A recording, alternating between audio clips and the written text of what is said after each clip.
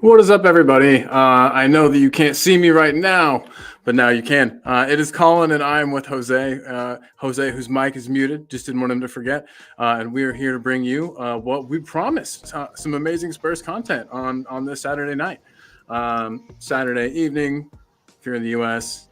Saturday night, if you're in the UK, of course. Just wanted to say big up to everybody watching, big up to everybody in the chat, and boy, do we have a surprise for you. We've got some wonderful guests. We're doing a fun game today. Jose, do you want to tell the good people of the world what is in store for them? First, we should probably get our guests on.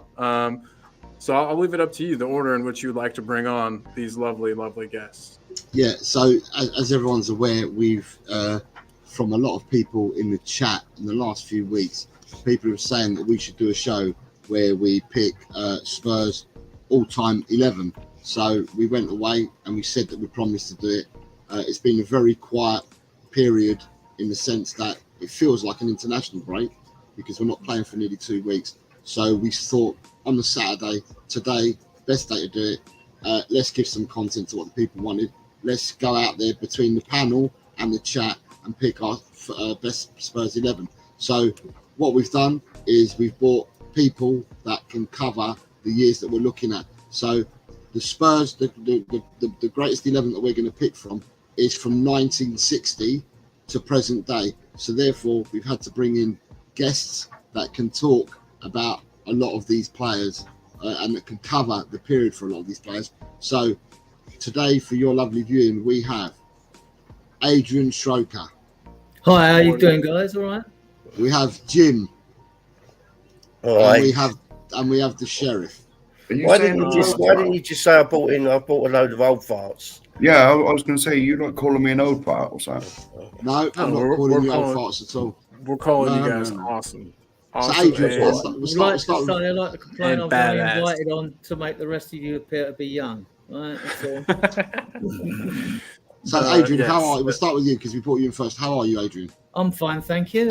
Yeah, I'm sort of looking forward to the show. I was sort of thinking that perhaps we'll have more of a younger element in the chat, and they'll probably go for players in their lifetime. They probably won't know some of the players we know.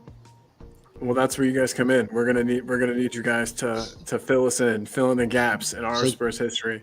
So the other two gents know, Adrian. But what I've done is I've gone through. I've picked 4 players per position, and the players that I've picked are all bar one are in Tottenham's Hall of Fame. So therefore, I've done it like that, and it has to be players that played at least 100 times for Tottenham and are in the Hall of Fame. That's how I've done it. Jim, how are you? Yeah, good. Thank you. Happy to be here. Good. And thank you for joining us. And Sheriff, how are you, Mark? All good. You know, I had a fantastic night last night.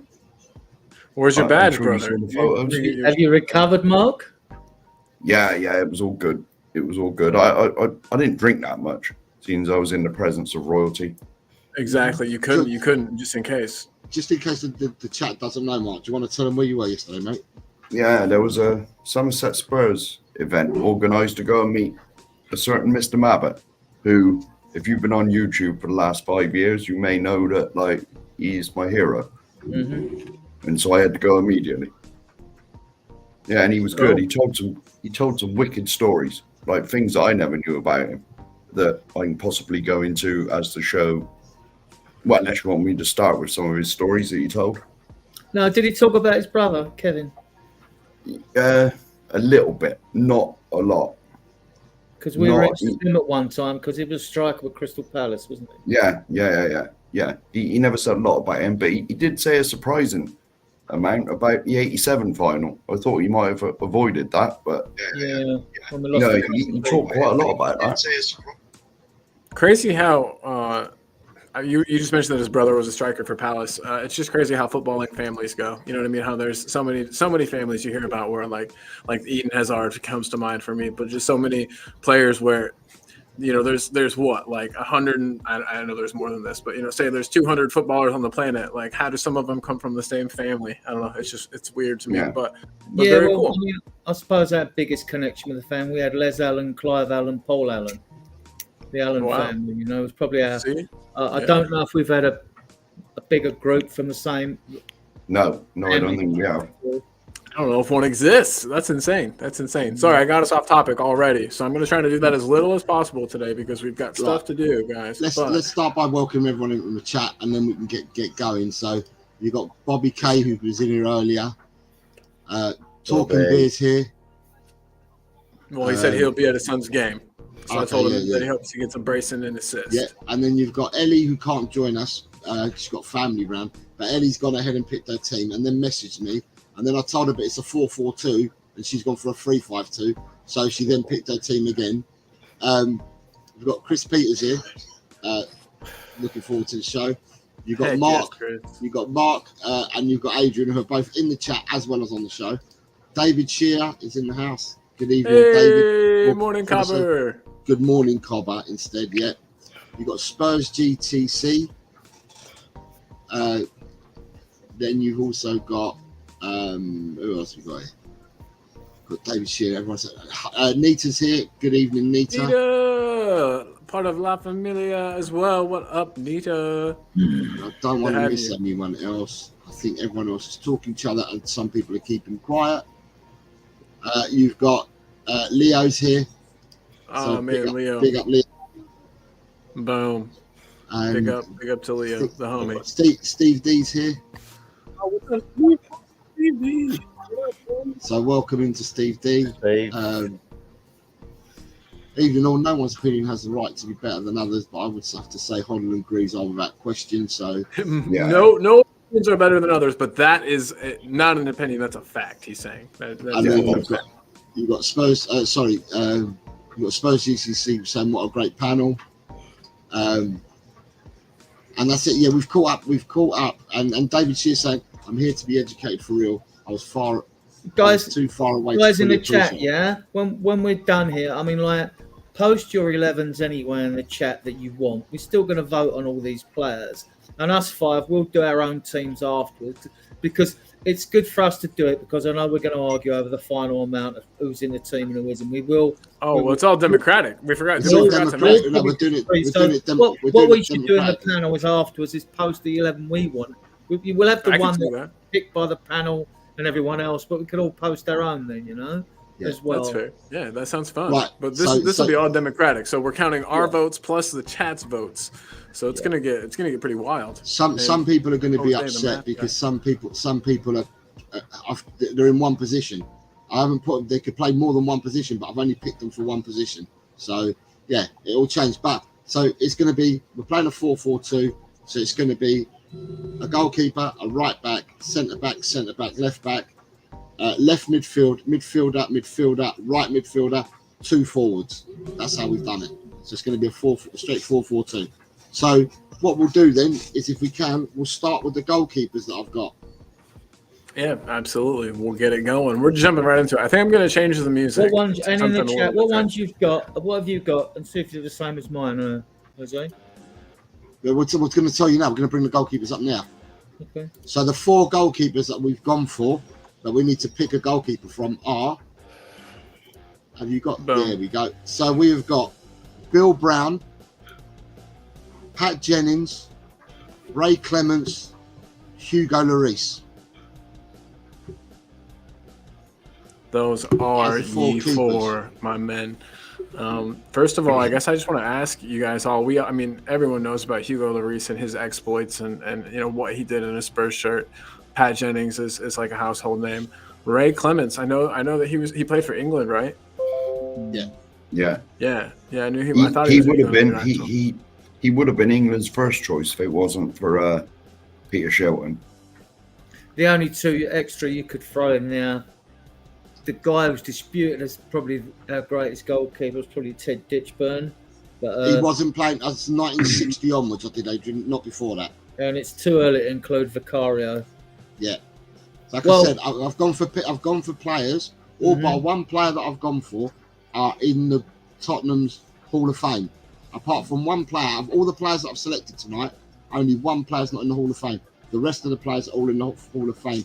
These 4 goalkeepers are all in the Hall of Fame. Yeah, I can see that. So, to start off with, Adrian, get your comments first of all, if we can. can we get your comments on The Bill goalkeeper Brown? I'd pick, yeah? No, we haven't picked the goalkeepers yet. Can you give us a bit about Bill Brown? Well, Bill Brown played in the double side. Yeah. You know, they started their season in the double. I think they won 11 games, 11 wins on the spin. Then they won. Then they drew, I think, the next 4. It wasn't to the 15th game or 16th game. They lost 3-1 to Sheffield Wednesday, something like that. No, he was a. I was very young when the double. I mean, I was 5 when we won the double. But I remember, you know, it's a bit hard to take all the excitement in when you're 5 on a relative's shoulders, you know. So. But you were there. That's incredible, man. So Bill Brown played for Tottenham from 1959 to 1966. He made 262 appearances for Tottenham, and he got capped 29 times internationally. But he was the double winning goalkeeper. Yeah. Right. If I go on then to you, Jim. Yeah. Pat Jennings. Yeah. I remember Pat Jennings, obviously. Yeah, he would be my choice. Right, so Pat Jennings played from 64 to 1977. Yeah. He made 590 appearances, and he was capped. It was capped 70. No, in all, he was capped 70. Must be goalkeepers now. Here we go. Right, we're back. Right, whilst he was capped 119 times internationally, 71 of those caps were won whilst he was at Tottenham. Yeah, it was phenomenal. I mean, it was just a great Tottenham, it seems like Tottenham's always had a history of England internationals. Sorry to cut you off, Adrian, but no, we got Pat Jennings from Watford. I think we paid 30,000 for him. It was either 30. It was a phenomenal keeper. Yeah. Was that considered a big fee back then? Sorry, I'm really ignorant as to what things used to cost. 30,000 back then that would have been big. That would have been big money. Yeah, that would have been. Yeah. Sweet. Okay. Cool. Just like I said, just getting up to date with everything. So we bought Jennings, Colin. We bought Jennings in 1964. £30,000 in 1964 would have been loads of money. Gotcha. You could Google it and find out. I'm going. Actually, why don't I? No, I was going to say Jimmy Greaves in '62 was 99,000, wasn't he? 99,999. £99 because you couldn't pay 100,000 for a player. No. But Bill Nicholson didn't want him to be the first £100,000 player.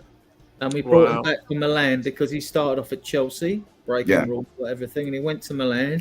He couldn't settle there, so then we brought him in '62. A lot of people think there's nothing against him. They think that he played in the double side.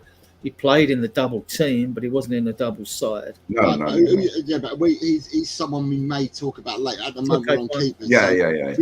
Jim, you were talking. We gave you Pat Jennings, mate. Sorry, I gave you some stats, and then it was over to you, Jim. Yeah, I mean, for me, he's probably the best goalkeeper ever to play for Spurs. That's what I think. I agree. Yeah. You love to hear it. It's sad that I didn't get to see much. So, Mark, I'm going to give you Ray Clements. I'm glad you did this. We signed him in 1981, and he made 330 appearances for Tottenham.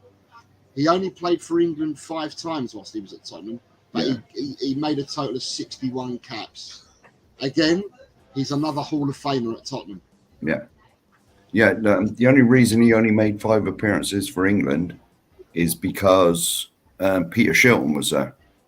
You know, if Peter Shilton wasn't around, he'd have made darn sight more. He was a great goalie. He was Liverpool #1 for like years and years before we bought him. There wasn't a shortage of good goalkeepers around. I think Phil Parkes was around at the same time. Yeah. And he might have got a couple of caps for England. I know we could have picked Corrigan was around at that time. Joe Corrigan as well. Yeah. I mean, England could have picked from so the second goalkeeper would have been top class. You know what I mean? Shilton always had the #1 jersey though. Shilton was probably the best out of the English keepers. But if Shilton wasn't there, Clements would have had the #1 shirt without a shadow of a doubt. He was a great keeper. You know, I'm not really old enough to remember Pat Jennings. I saw him, but I was only a kid, you know, so I can't really remember. Right. But that's awesome. To be able to say that you've seen him is incredible because I saw to me, it's like I've Pat heard Jennings stories. and Ray Clements. Well, That's Pat, awesome, man. I mean, Jim will know then. Pat Jennings, I've seen him jump in the air when people have hit volleys and just catch them one-handed. Oh yeah, I saw that. Whereas Yeah. goalkeepers punch balls now, he would catch balls with one hand that goalkeepers couldn't. Barehanded as well. Was Barehanded. he Big was he hands. barehanded? No, Yeah, no Yeah, gloves. barehanded because they had no He started gloves. off in Northern Ireland you- where he was you- from. you- He was from. You He guys was are from. He was pulling from my Newry in Northern Ireland, and they played like Gaelic football, where you use the hands a lot. was So his hand like bigger than mine or what? His hands were like baseball gloves. That's Huge. freaking He had wild. shovels. I'm Google trying to it. keep my language in check here, but yeah, what a Google monster. his hands. So Yeah. so if you bring up the last one, then Colin, the last goalkeeper. Yeah, let me get him back up here. Sorry about that. Take him down so we can see all of our beautiful faces here. So then we have Hugo Lloris, who came to the club in 2012. He's just left us. He's made 447 appearances for Tottenham. He's got 145 international caps, and of them 145, 107 of them were won when he was at Tottenham. So the majority of his international career was whilst he was at Tottenham. And he is goalkeeper number 4 we've got as the top 4 goalkeepers for Tottenham since 1960. World Cup winner as well. Yeah, he's a World Cup winner. Yeah. True. Very true. Yeah. Yeah. So I mean- I guess what we need to do then is, right, in the chat they've all been talking to each other. So we've got a lot of other people have come in here since we started talking about the goalkeepers. So I just want to make sure that I'm saying hello to the people that have come in, because then we're going to start picking our goalkeeper. So we've got Gamecock Ian, David Shear, Darren West is here as well. Gamecock Ian, Ian Meff has joined us and picked his 11. Daniel Sandoval's here. Good evening, Daniel Sandoval. Paul Brown is here. Good evening, Paul Brown, and he's picked his 11. Richard. There's someone with a bit of sense. Sorry, the previous comment. Mabit was in now, so he's got a bit of sense. Richo65 is here, so good evening, Richo. Daniel E's here as well. So Big up. good evening Big to up, Daniel Daniel. E. And we have a super chat Holy shit. from Stevie D saying, "Great ideas, lads. I'm going to enjoy this. Thank you very much, Steve D, for your super chat." Big up, Steve. You're so- the man. So I think what we'll do, right, to make this democratic, is I'm going to go around the panel and I'm going to ask the panel who their goalkeeper of choice is, and I can ask the chat as well at the same time. And then what we'll do is we'll give it 1 minute after we've finished talking, and whoever's got the most votes, that's our goalkeeper for Tottenham. So I'll start with Adrian. Who's your goalkeeper? Pat Jennings. Jim, your goalkeeper. Pat Jennings. Sheriff. Yeah, it's got to be Jennings. Colin. Man, Hugo Lloris. Mhm. Hugo I Lloris? know. Okay. Yeah, I know. Right, I'm going Pat Jennings as well. So at the moment, you've got 4 for Jennings and 1 for Lloris and none for the other 2. Daniel Lee's gone for Jennings. Chris Peters has gone for Jennings. Boom. Yeah. If I go a bit further up, we have got a couple of others that went for people as well. Darren West has gone for Clements. Spurs GTV's gone for Clements. David Shear's going for Pat Jennings. Gamecock Ian has gone for Pat Jennings. Steve D has gone for Pat Jennings. And I think in the teams that they picked, Ian Meff in goal, he had Pat Jennings. Paul So it's Brown's close. team has got Pat Jennings in it. I had to get Hugo a vote. On the board. Deserved vote. he deserved it. That's a deserved vote, can I say? Yeah, Yeah, you've got Leo saying Pat Jennings as well. So we'll give it another 30 seconds, and then we've probably got our goalkeeper. To be honest, Sounds like it is done. It's a bit of a landslide, to be honest. Yeah. yeah. Okay, so that's it. We'll go. Our goalkeeper. Are you? Did you have a team builder or not? You're not doing a team builder, Cole. No. I'm doing it separate, and I'm just going to add it at the end. Okay, all right. So, I do okay, have so a the team builder. goalkeeper is going to be Pat Jennings. Right. We move on to the right backs, and again, these are right backs that are in the Hall of Fame. Well, I think all of these were in the Hall of Fame that I picked. Let me get him up here. So for right backs, we have Joe Kinnear, Steve Perriman, Stephen Carr, and Carl Walker. So obviously, Adrian, we're going to start with you, Joe Kinnear.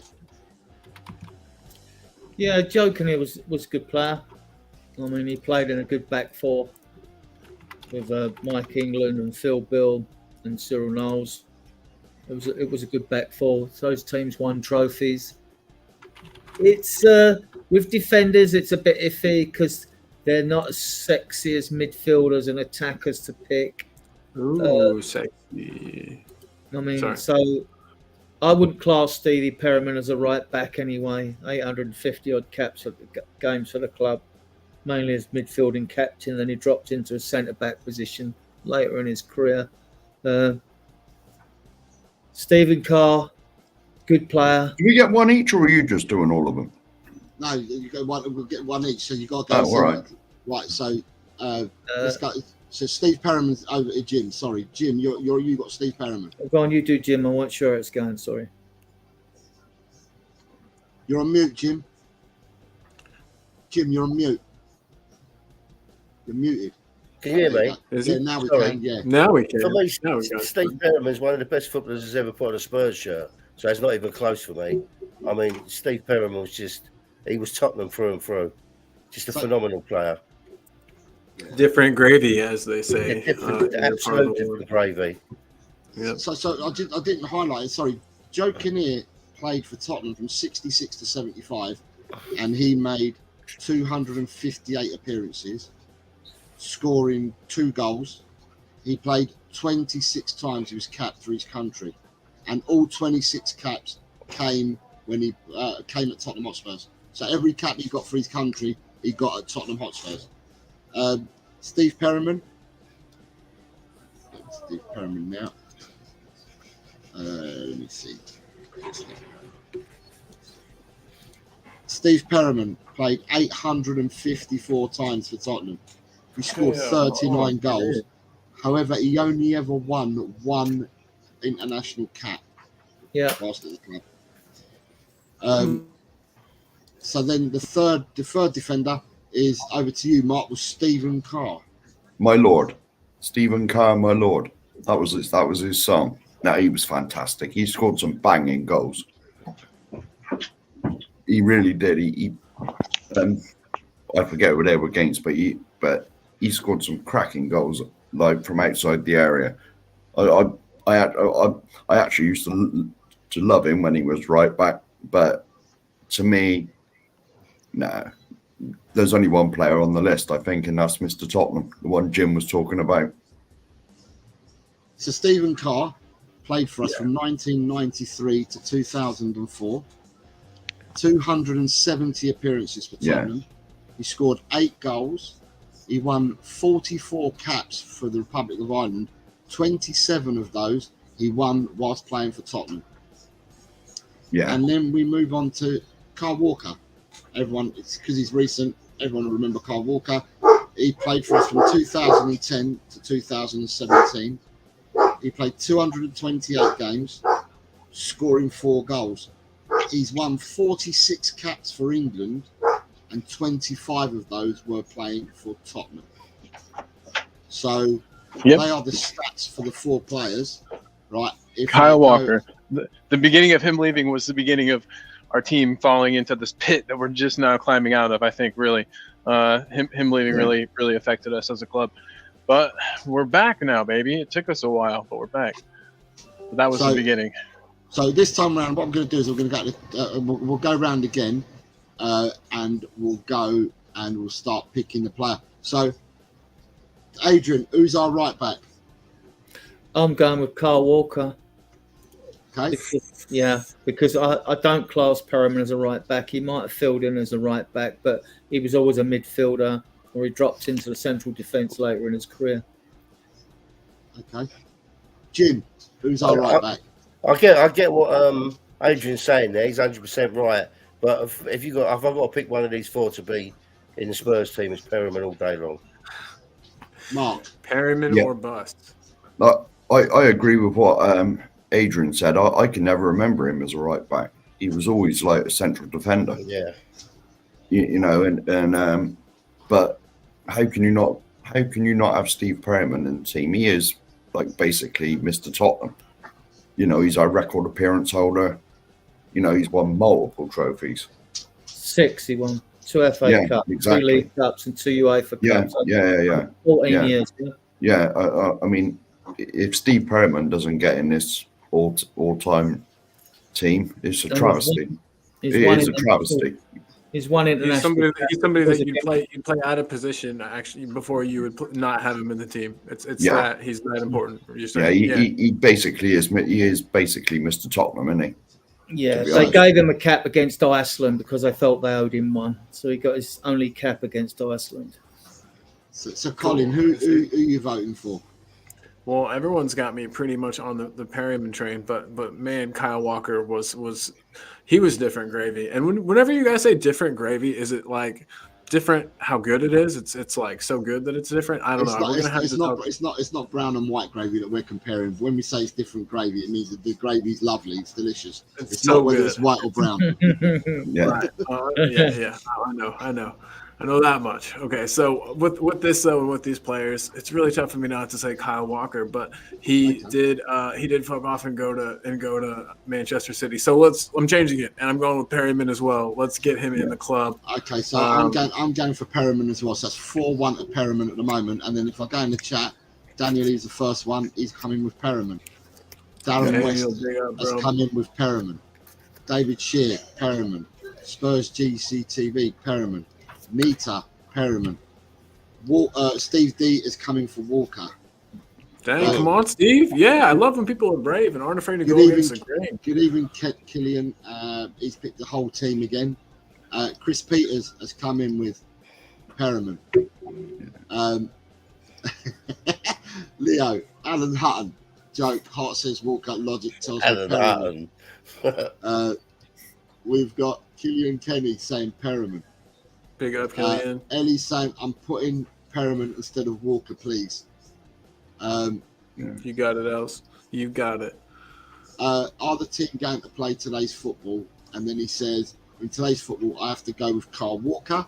Gamecock. That's not a bad. That's actually a good answer. Yeah. Graham Rutter saying Perryman won 6 trophies, more than any other player. There's no debate. Yeah. Steve The thing I was D- going to say with that, the thing I was going to say, I can never remember him as right back, but it'd be a travesty if he's not in the team. Yeah. Well, I'll tell you what, we've come to the end of The votes. Jim Perryman is a Spurs icon. I love him, but Walker had been elite at every level, I'm afraid. But the Democratic vote has voted Steve Perryman as our right back. Let me get that added in At here. the moment, we have a goalkeeper in Pat Jennings, and we have Steve Perryman as the right back. Gentlemen, for your delights, I'm now jumping onto the left back. And for the left back, we have another 4. We Gareth have Bell. another forward.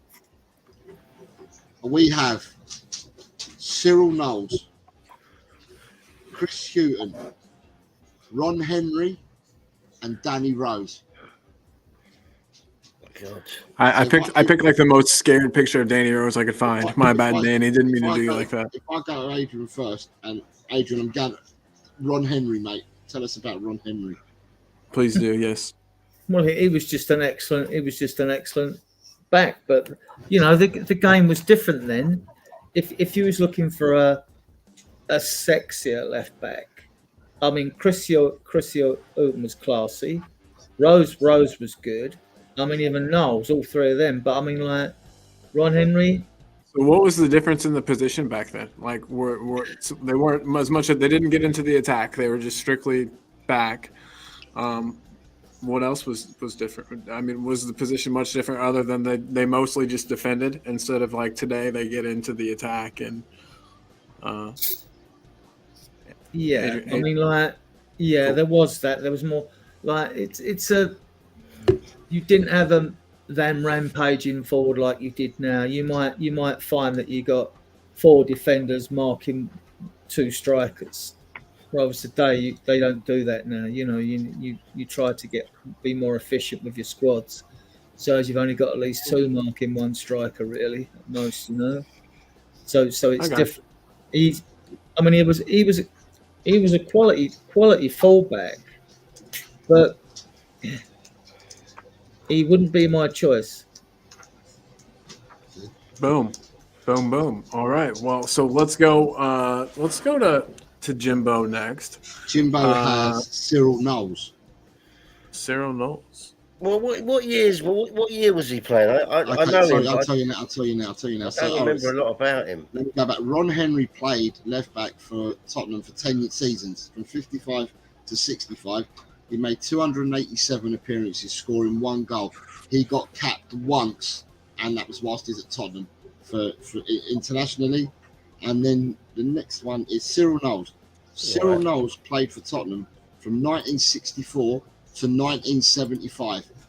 He made 506 appearances, scoring 17 goals, and was capped internationally 4 times, all 4 whilst he was at Tottenham.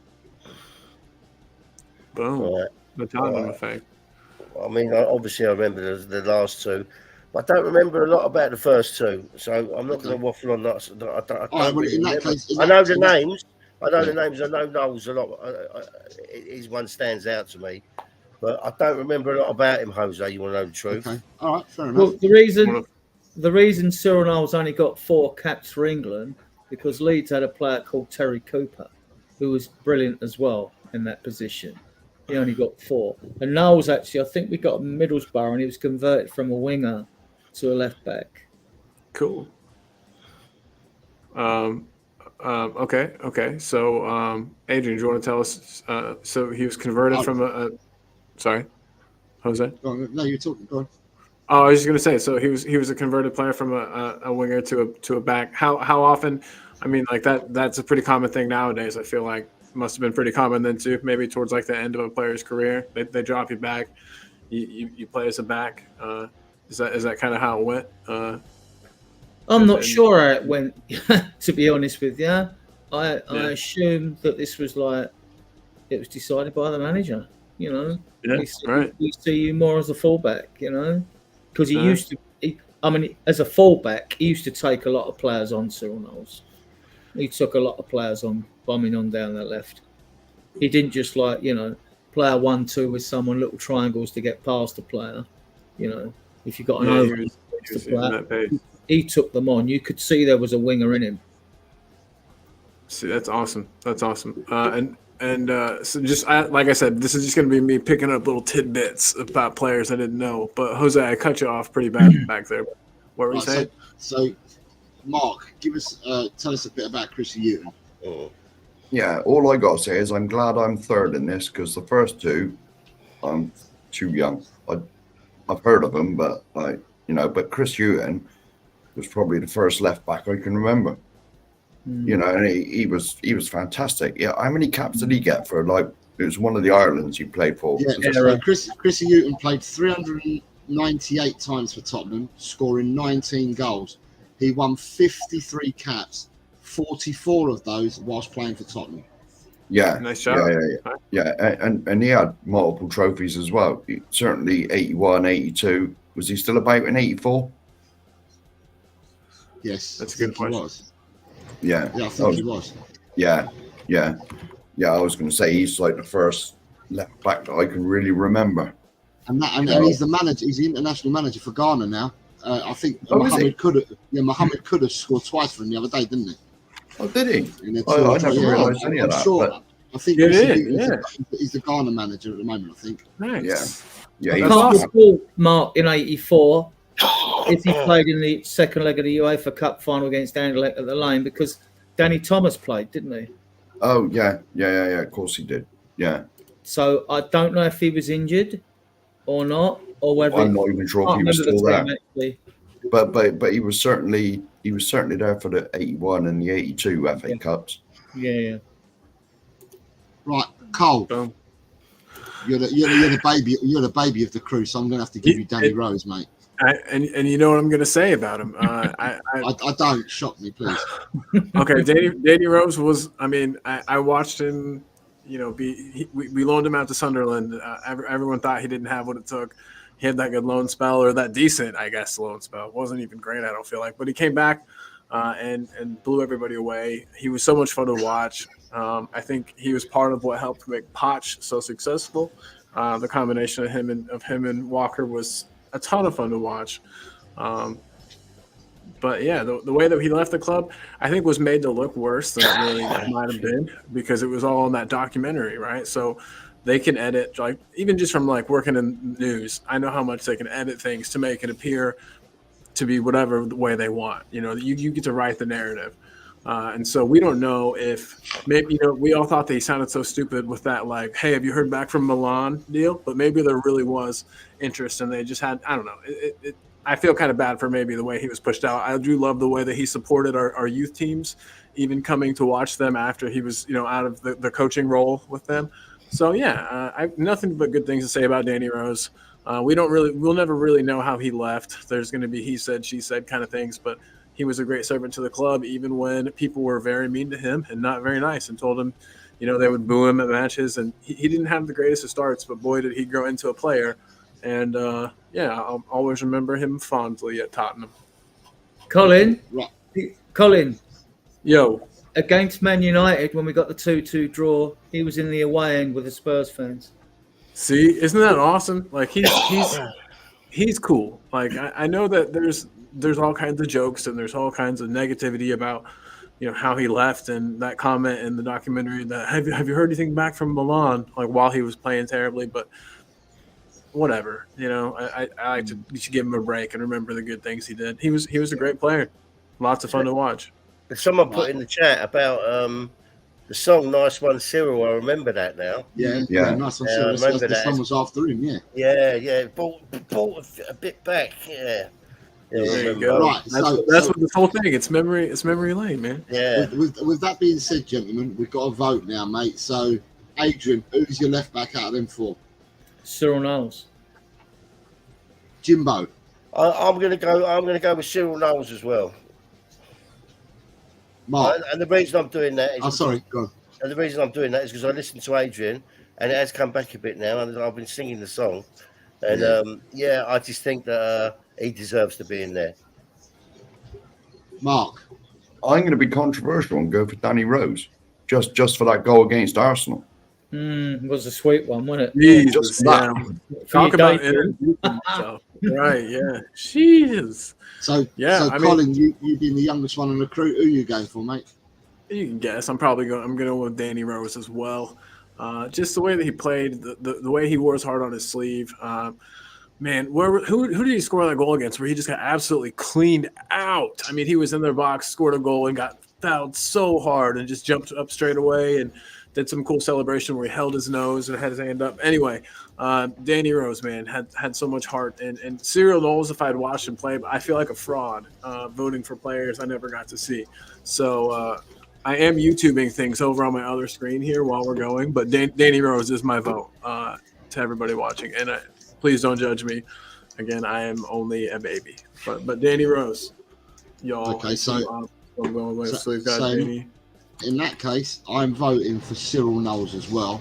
So that's 3-2 at the moment for Knowles. Oh, poor old Chris Hughton never got a vote. Oh no! In the chat, we've got a few hellos and the votes to do. So it's a hello to Joe Phillips who's joined us, and he says Cyril Knowles. Tricky One, good evening, has just joined us. He's saying Destiny's the best. Yeah.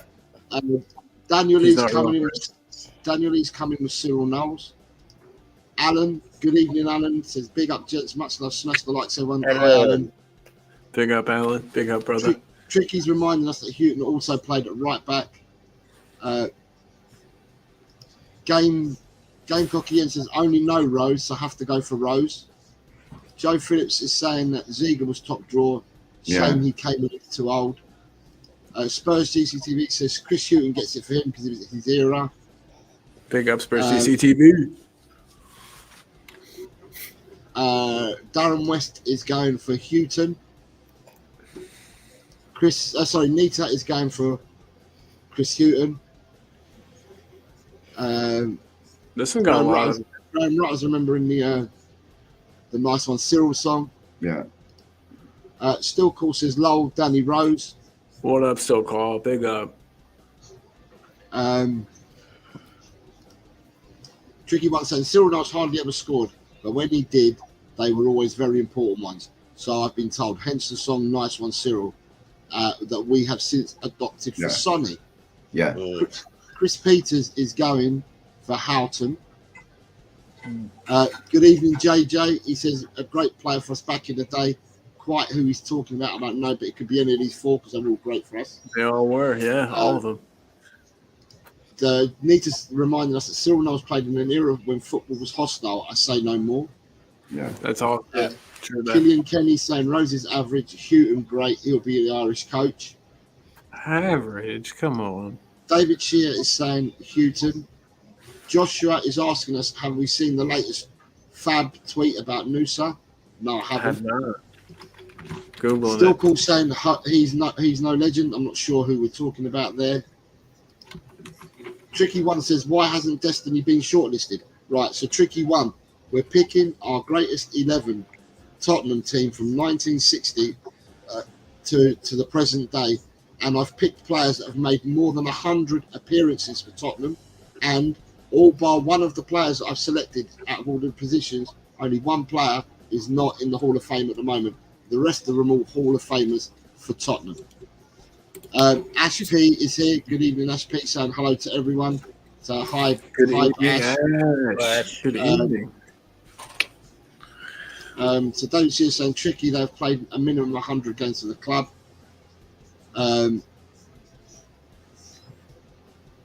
Let me see if I've got any more votes in here. There's a lot of people saying like each other. Drula, good evening, Drula. Evening all, joining late back from my mum's birthday bash. Happy birthday to your mom. That's awesome. Happy birthday, Drula's mum. Happy birthday. Happy birthday. Right. In that case, gentlemen, I see fit that the left back that has been selected by the chat and the panel is Cyril Knowles. All right. So at the moment, our team is Pat Jennings in goal, Steve Perryman on one side, Cyril Knowles on the other. Right. Shall we go? Get harder now. It's going to get harder now. All the way. Right. So, gentlemen, for you, I'll tell you what, the hardest position or the worst position that I could find was right midfield. But for me, player-wise, but everywhere else is stacked big time. So, shall we go for centre-back number 1?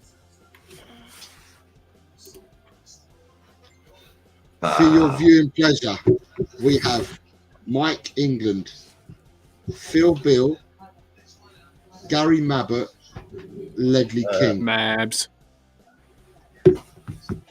And I'm glad you put him number 3. Adrian, you got Phil Bill to start with, mate. Phil Bill was a solid, no-nonsense defender. He was a very good defender. I mean, Mike England and they complemented each other like Toby and Yan did, you know.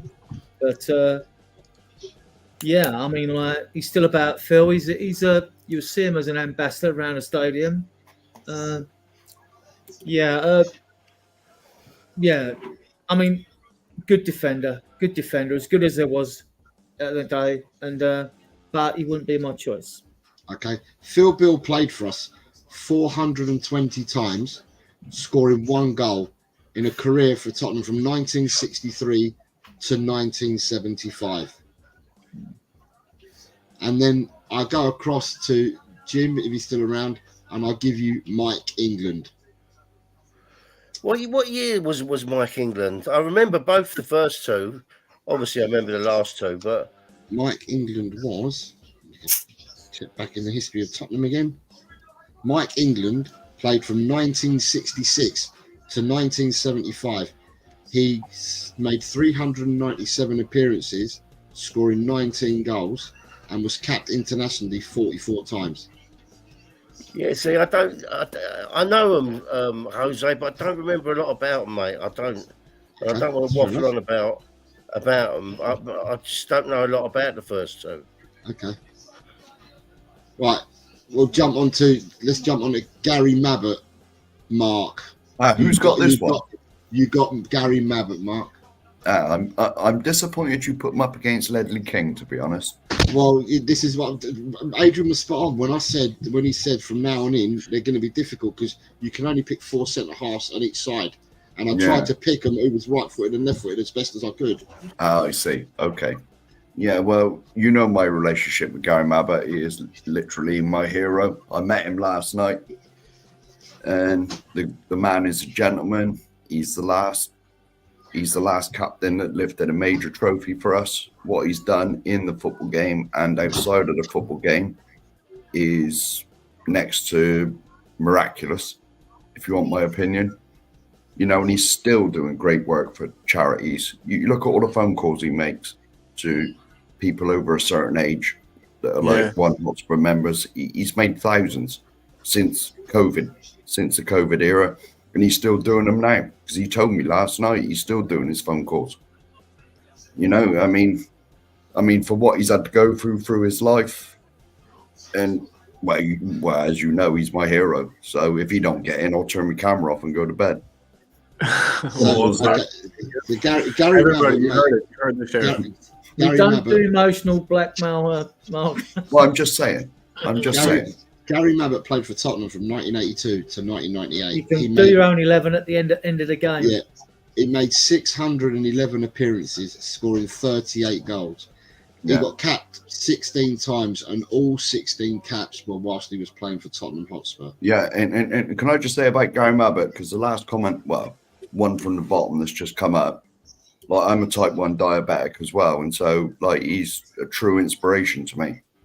Because I went in hospital in 1991 when they diagnosed me. I think we paid 125,000 for him from Bristol. Yeah, no, 105,000 it was. He said last night. 105,000, and he told an interesting story about his signing. In 1982, his contract was running out at Bristol Rovers. And he hand wrote 24 letters to every Division 1 club as it was back then. And he had one or two replies. One was from Birmingham City, and he went up and went around the ground and they offered him a contract. Then he come home and he had a phone call on the Sunday, I think, and it was from Bill Nick at Tottenham. And he said, like, you know, you've been recommended to us. Would you like to come up? Would you like to come up and have a look round? And he said, I drove up and down White Hart Lane 3 times looking for the ground. He said, I couldn't find it. Then I realised that that you had to turn like right onto the high street, and there was the ground. And he said, as soon as I got in there, he said, I felt at home. And they offered him a 3-year contract, I think, just to see how he went with his like diabetes and whatever else he was going through. And he said, the first time I walked in there, he said, I felt at home. And he scored on his debut as well. He said, he told us that story last night. And well, it's like I said, if you don't get in, I'm turning my camera off and going to bed. Simple as that. So that's awesome. They always say don't meet your heroes, but it sounds like no. He's an absolute gentleman. He's an absolute gentleman. Good deal. That's what I wanted to hear. So I'm very glad to hear that. Well, man, that's a glowing review. Glowing review for the man. And so for your culinary delicacies, you get Ledley King. Yay! What can you say about Ledley King? I mean, forever burned into my mind is that run. You know, him tracking back and getting back to Robin before he was able to get that shot off, which would have, I think, been a definite goal. Spurs versus Chelsea. He also holds the record, right? Somebody broke it, but he held for a long time the record for fastest goal scored for a Spurs player. But that's been beat, I want to say, by Eriksson. Anyway, I'll have to fact check myself on that in a second. But I mean, he one of a kind, right? I mean, who else in the entire world could not train and still play. You know, can train solo, do pool work, and still come out and play Premier League level elite players every single weekend. His knee, as you guys all know better than me, would balloon up right to twice its size or so after each match, and then he'd spend the week kind of getting the swelling down, getting fluid removed. The guy was nuts. And I saw a comment in here saying that he would have got way more England caps, would have probably played for Madrid, or, you know, he would have gotten England caps, played for Madrid. It's all true. I think you know, he's a better player than history gives him credit for, and it's all down to that knee, of course. But what a guy, what work he does for the club. One awesome ambassador. Seems like a really top-notch human being as well as player. So, yeah. Well, just a caveat on Mark's comments on Mabbutt. I mean, actually, Gary Mabbutt, when he came to us, he came as a midfielder. When he eventually got the captaincy, he then dropped into the back four. He didn't come as a central defender to us. I mean, Bobby Robson used to describe him as being bionic. You know what I mean? Yeah, he could do it all. Stick him anywhere, he'll do a good job. In midfield, it's like you found out with a lot of players that when they started to lose a yard of pace, if they were good enough, they went in the back four. Like Perriman did. He ended up in the back four. Roberts did, and Roberts was a midfielder. He ended up in the back four. You know. What type of midfielder was he, if you don't mind me asking? I literally don't know a thing about the man. So was he like what you would call today like a box to box? Was he more defensive? He was. He was box to box. He was box to box, and he scored on his debut in a 2-2 draw versus Luton in 1982. He was just a dynamic midfielder. He wasn't naturally creative, but I mean he could pass. But I mean, like he wasn't a sort of. He wasn't Kevin De Bruyne or Christian Eriksen. He just was. Yeah, I understand. I'm feeling what you're saying. He was a good. You would probably class him as a defensive midfielder today, even though he would get forward. You'd probably class him more as a central to defensive midfielder. Cool. Thank you for that. Sorry again for all the pesky questions, but like I said, this is I'm learning today. No, the chat are probably interested. You know what I mean? So yeah. And if we don't say that, Adrian, that he came in as a midfielder. So with Ledley King made 268 appearances for Tottenham over 13 seasons. He scored 10 goals, and he was capped by England 21 times. And every single cap was at Tottenham because he was a one-man club. Can I just say about Ledley? He was very unfortunate because he only had one knee, and the England team had two fantastic centre backs at the time as well. John Terry was one of them. Was the other one Rio? Yeah, John Terry and Rio were playing at the same time. Yeah. It was and that's why Ledley never had more caps for England. Yeah, that's hard to get in over those two guys, even when you're fit. He was just unfortunate that he come about. He was like Ray Clements, because Ray Clements was about when there was some fantastic. He was played as a defensive midfielder for England, though. Ledley could play in multiple positions. Very good. And this is what I said about the Tottenham players. The Tottenham players that we're picking. This is what I said earlier when we started the show. That some of the Tottenham players fit different positions, and I said this at the start. And it won't be the first one that we come across, and it won't be the last. There's some players that fit different positions. So I said, with that, we need to vote our first centre back. So it's Bill, England, Mabbutt, King, Adrian. It's got to be Ledley for me. It's just pure quality. Jimbo. Yeah, I mean, I've seen Mabbutt play with a broken wrist. I've seen him play with a smashed-in nose. I've seen him play with bandage on his head. He's an absolute warrior. But my heart is always with Ledley King. Sorry. I just love Ledley King. He's one of my favourite players. Not my favourite, but one of them of all time that's played for Spurs. Mark. This is a complete injustice. And plus he sent Kate a message. So you can pick your 11 afterwards, Mark. Well, no. For me, it's got to be Ledley King. No, it hasn't. Well, you know, there's only one choice for me. Okay, so Mark, can you tell the chat so they know for definite who you're going for? Well, Gary Mabbutt, obviously. Gary Mabbutt. And now we go to you, Colin. Well, so I'm waffling now, and I said I wasn't going to pick people I hadn't seen, but your testimony to the greatness that belongs to and belonged to the great Gary Mabbutt has, I think, maybe pushed me over the edge. It's hard not to pick Ledley King, but I've really only watched a few matches with him like featuring. I'm gonna go Gary Mabbutt. I'm gonna be on the Sheriff's team. Yes. So Sheriff, you got me on your side today, buddy. Yeah. Yep. Bribery is a cruel mistress. I only saw two of these players play. The latter two, I didn't see the first two play. I saw the latter two. Well, I did see, but I was really young when the first two played. But I saw the latter two play. Wait, you were really young? You were really young once? I'm You're lucky we're mates, I tell you. I know, exactly. Exactly. I know we are. So I'm torn between two players, but for my preference, I'm going to have to go with King, because King is my preferred player and was my preferred player. Although Captain Mabbutt did great things for Tottenham, I like the way that Ledley played his football. So, and I like the way that he was a stopper, and he was the last line of defence all the time. So I'm going to have to side with him. But if we go to the chat, you've got Steve D has gone for Mabbutt. Tricky one has gone for Ledley King.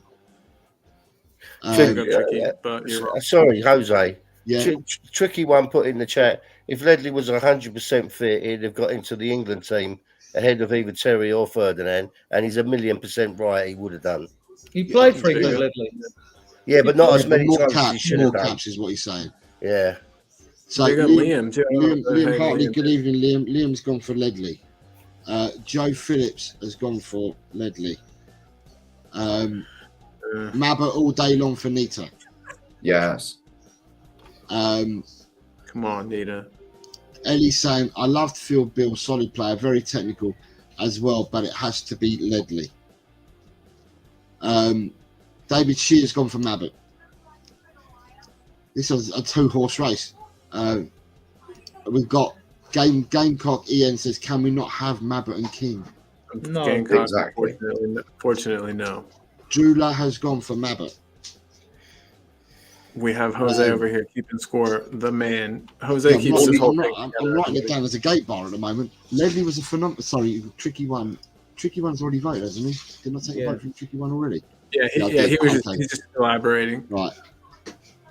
Here we go. So you've got Spurs GCC. I can't decide. Gary and Ledley, both captains, both legends. Sorry, cannot pick between them.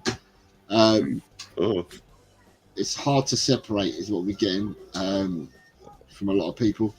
What does Chris Peters? Mabbutt had to do it all whilst having insulin injection for diabetes. I'm presuming that you voted for him then, because I don't see Chris Peters. I don't think he's made another comment after that. We're taking that as your vote, Chris, unless you tell us otherwise. At the moment, the vote is 7. He's another one that I've bribed in the comments. We've got 7 each. Darren West has gone Mabbutt. So Mabbutt 8-7 at the moment. Ooh, this is a really close one. Billy Cairns has gone King. I'm going down to this. Liam Hartley, stay humble. God save the king. Oh, say humble. What up, brother? I know we've already said hey, but Lillian Kenny has gone for King. So it's 9-8 to King at the moment. This is an absolute outrage. Hold on, not there. Ed M has gone for England and King. But you can only have one. Damn. And Billy Cairns has gone for King. So in that case, the centre back that gets it is Ledley King. I think we got jobbed for the first centre back. That's an absolute outrage. It was 11 votes to 8 in the end. Yeah. I never paid enough people. Mm-hmm. Yeah. Right, can we go to centre back number 2? Is Gary in this list as well? Now, in this list, we've got Dave Mackay, Graham Roberts, Sol Campbell, and Jan Vertonghen. Dave Mackay is yours, Adrian. Midfielder, share the captaincy with Danny Blanchard in midfield. I've never seen him play at centre back. Have you not? No, fantastic player. Everyone's seen that picture where he's got Bremner by the scruff of the neck, which actually Dave Mackay turned and said he hated that picture. Yeah, it made him like appear a different person. Iconic. I mean, I've got that picture, Adrian. Oh, you've got it, yeah? Yeah. I mean, I remember talking to an ex-Spurs director back in the day about Mackay. I mean, he broke his leg twice, and he said, "You'll be back. You'll be back. If you're back," he said, "if he was back, he'd give him his shirt." So he did come back, Mackay. You know, and he went on to manage Derby County, and he won the league with Derby, didn't he? So, I mean, what's a better than Wayne Rooney then. yeah. I mean, what a player. I mean, if you wanted someone alongside you in a war, he was your man. I mean, he didn't make the 63 Cup Winners' Cup final, and everyone, Bill Nicholson was a bit down because they were losing him. He was injured. But Spurs still won it 5-1 against the holders Atletico Madrid.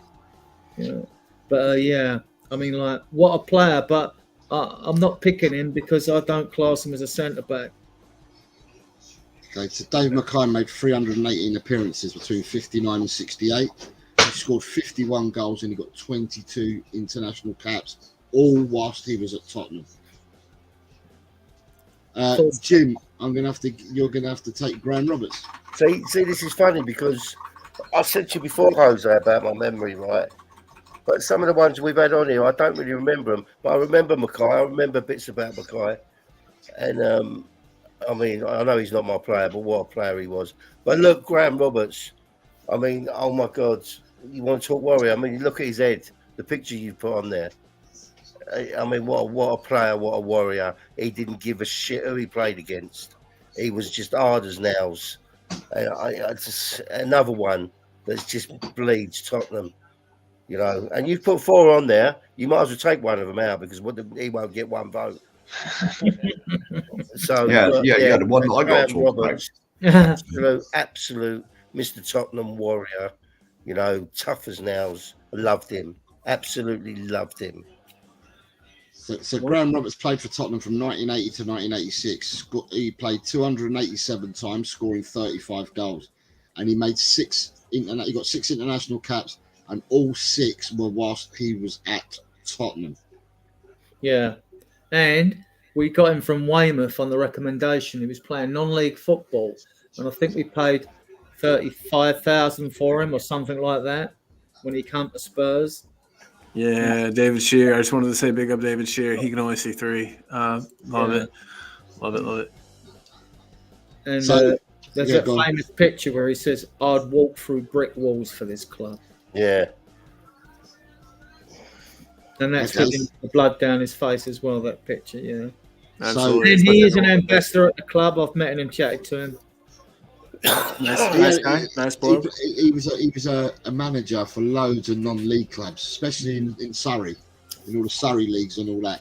He was a manager for a lot of them, and I've run into Graham Roberts years and years ago in the non-league arena, and put it this way: the way he was at Tottenham was the way that he managed these non-league clubs, and a lot of players didn't like him for it because he would give them out of leather. So yeah, they were like, man, we're kind of trying to have fun here. It's okay. Yeah, he weren't wearing it. He didn't wear it with none of the players. Right. And he scored a hat trick. Do you know against Arsenal? Ooh, no, but I won't forget. Well, he would have loved it from his neck of woods. No, he scored a hat trick and a win against Southampton. Southampton. I was going to say Weymouth, Southampton. Southampton. So he would have loved it. Yeah. Boom. Right. And he played in midfield. He was another one who was converted to a centre back. Right. I'm only going to do this the once then. Right. What we'll do is, do we swap Gary Mabbutt into this 3 and drop Southampton?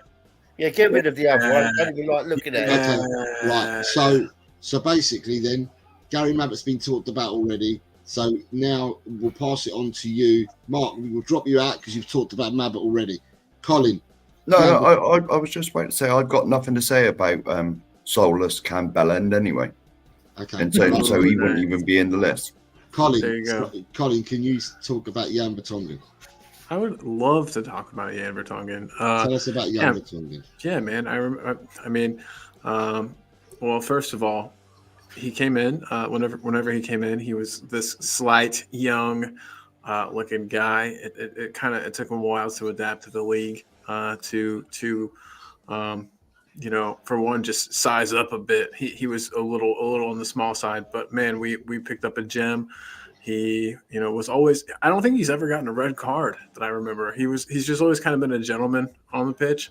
He will like fight hard and but he's in no way a dirty player. I don't think I've ever seen him do a dirty thing. So before you say anything more, just to let the chat know, right? The chat, it is now between, your votes need to be between Dave Mackay, Graham Roberts, Gary Mabbott, and Jan Vertonghen. Yeah? Yep. So but Gary Mabbott has now been dropped in instead of the Sol Campbell. It's Gary Mabbott. So your votes Judas is gone. Your votes are now Mackay, Roberts, Mabbott, Vertonghen. So we've given him the Judas kiss. He has been taken out. You can take that. You can swap him back. You can take the picture off him and carry on talking. So basically, though, Jan Vertonghen. I never saw him do anything dirty ever. He could get up as well as down the pitch. He wasn't just a good defender, but he was good offensively as well. Everyone remember the goal he scored against, was it Dortmund? Borussia Dortmund? He scored a heck of a goal that match. I think he was playing left back, but who cares? Yeah, he was just a wonderful player. Was with us through a bunch of shit times, but stuck with us. There were times where I feel like he probably could have gone somewhere else had he really wanted to, but he didn't. He decided to stay. And the way his career ended with us was actually pretty sad, in my opinion. Got that head injury either in the Champions League final or in the build-up to the Champions League final, and he had a bad concussion, but continued on. And he said that due to that, it caused him to have like some balance issues and some memory issues, and so that's a big shame. And his play, we did see it kind of drop off towards the tail end of his career, and that's presumably why. Also, he was getting on in age. But it was good to see him. I think he won a trophy, right, after he left Spurs. So if he did, good on him for that. But, yeah, I've always loved the guy. He's just like a consummate professional. He tucked his shirt in, Scott Parker and Jan Vertonghen. Who else tucks their shirt in these days? He was just a gentleman on the pitch. He'd fight tooth and nail, but he would never do anything dirty, and I like that. It was a nice quality to see, And I loved also seemed very intelligent. Oh yes, I loved it. Yeah, and he was just smart. Like he seemed like an intelligent guy on and off the pitch. I could see him going into management one day. I really could. He interviews well. He seems smart. So Jan Vertonghen played for the club from 2012 to 2020, making 315 appearances, scoring 14 goals. And he's got 118 caps for Belgium. 80 of those caps have been whilst he was at Tottenham. Nice. So at the moment, the pick is between Mackay, Roberts, Mabbott, Vertonghen, because we've had people picking people before. So that's the vote is now. So I'm going to go around you guys first, and then catch up with the chat after so people can see. But the vote is between the four players I just mentioned. So if I go to you first, Adrian, who gets your vote? Graham Roberts. Absolute warrior. And he scored the equaliser in the second leg against Anderlecht in 1984 before it went to penalties, and Park saved the penalty. Danny Thomas missed his. So, Jim, can I just ask who put Judas in there? Me. Shame on you, Jose. Yeah, I had to go. Shame on you. I had to go. Yeah, but the thing is, you can only go by your history, and I had to go by the history. And by going by the history, I had to go for it, regardless of what he's done or what any other player's done. If you look at the amount of caps and appearances and everything, he gets into the top 8 centre-backs at Tottenham. Yeah. So that's the only reason why it was done. I haven't done it to cause ruptures. I know. So at the end of the day, but because of the way everyone was, I thought to myself, right, let's swap him out and let's put Mabbott in there instead. I bet he wouldn't have got one vote in the chat. Possibly not. Maybe a cheeky one or two. But yeah, so I'll go Roberts as well. Sorry, Roberts. I've got to the warrior. Mark, you're going Mabbott. No, I was going to say Sol. No, I wasn't. Young man. Jan Vertonghen. Jan Vertonghen. I'm going to go for Mabbott. Right. You got What's my the vote for chat Mabbott on that one. say? All right. See, Yeah. you paid the right person this time, Mark. The Yeah. chat. Yeah. Right. The chat is sorry. Going back up. Right. I think I've got Darren West is saying Roberts. Right, and then you've got Big up there. Steve D says Roberts lost 3 teeth in the cup final and carried on playing total legend. Yeah. So I presume Steve D's gone for Roberts. I know that he's one of Steve D's favourite players of all time for Tottenham. But also, Vinnie Big up Jones Steve. done Gary Mabbott in the face, nearly fractured his face, and Mabbott carried on playing as well. Yeah, I but think. Yeah. he wore a mask, Yeah. didn't he? Yeah, and Yeah. Graham Roberts was signed from a club 25 mile down the road from me, Yeah, like Weymouth. yeah. It's literally down the road from me. And you've got Gamecock has gone for Mabbott. Spurs GCTV has gone Mabbott. So Mabbott and Roberts are neck and neck. Mark is going to vote Gary 50 times. Stay Humble has gone for Super Young. Stay humble. Nice Ed- job. Nice Eddie answer, buddy. has gone for Mabbott. John Fitzpatrick has gone for Roberts or Yan. Whoa, I need one. Fitzy's here. Big up Fitzy. I need one, Fitzy. I can't have both. I need one, mate. So if What's you give that me mean, one of them. bro? I can't vote for both. You have to give me one of them. If you give me one, then I can vote for them. Say yeah. So you've got Tricky has gone for Roberts. So that's neck What and up, neck, Tricky? Roberts and Mabbott.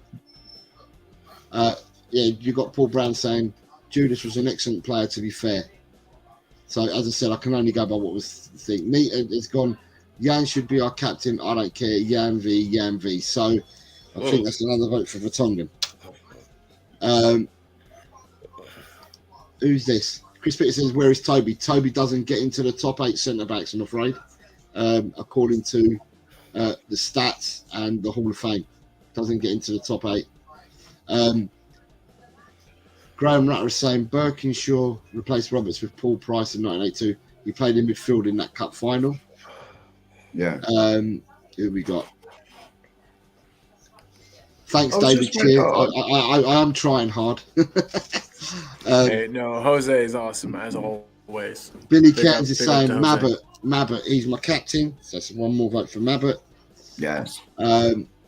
Stay Humble saying Jonathan Woodgate for his goal in the final, but he's already voted.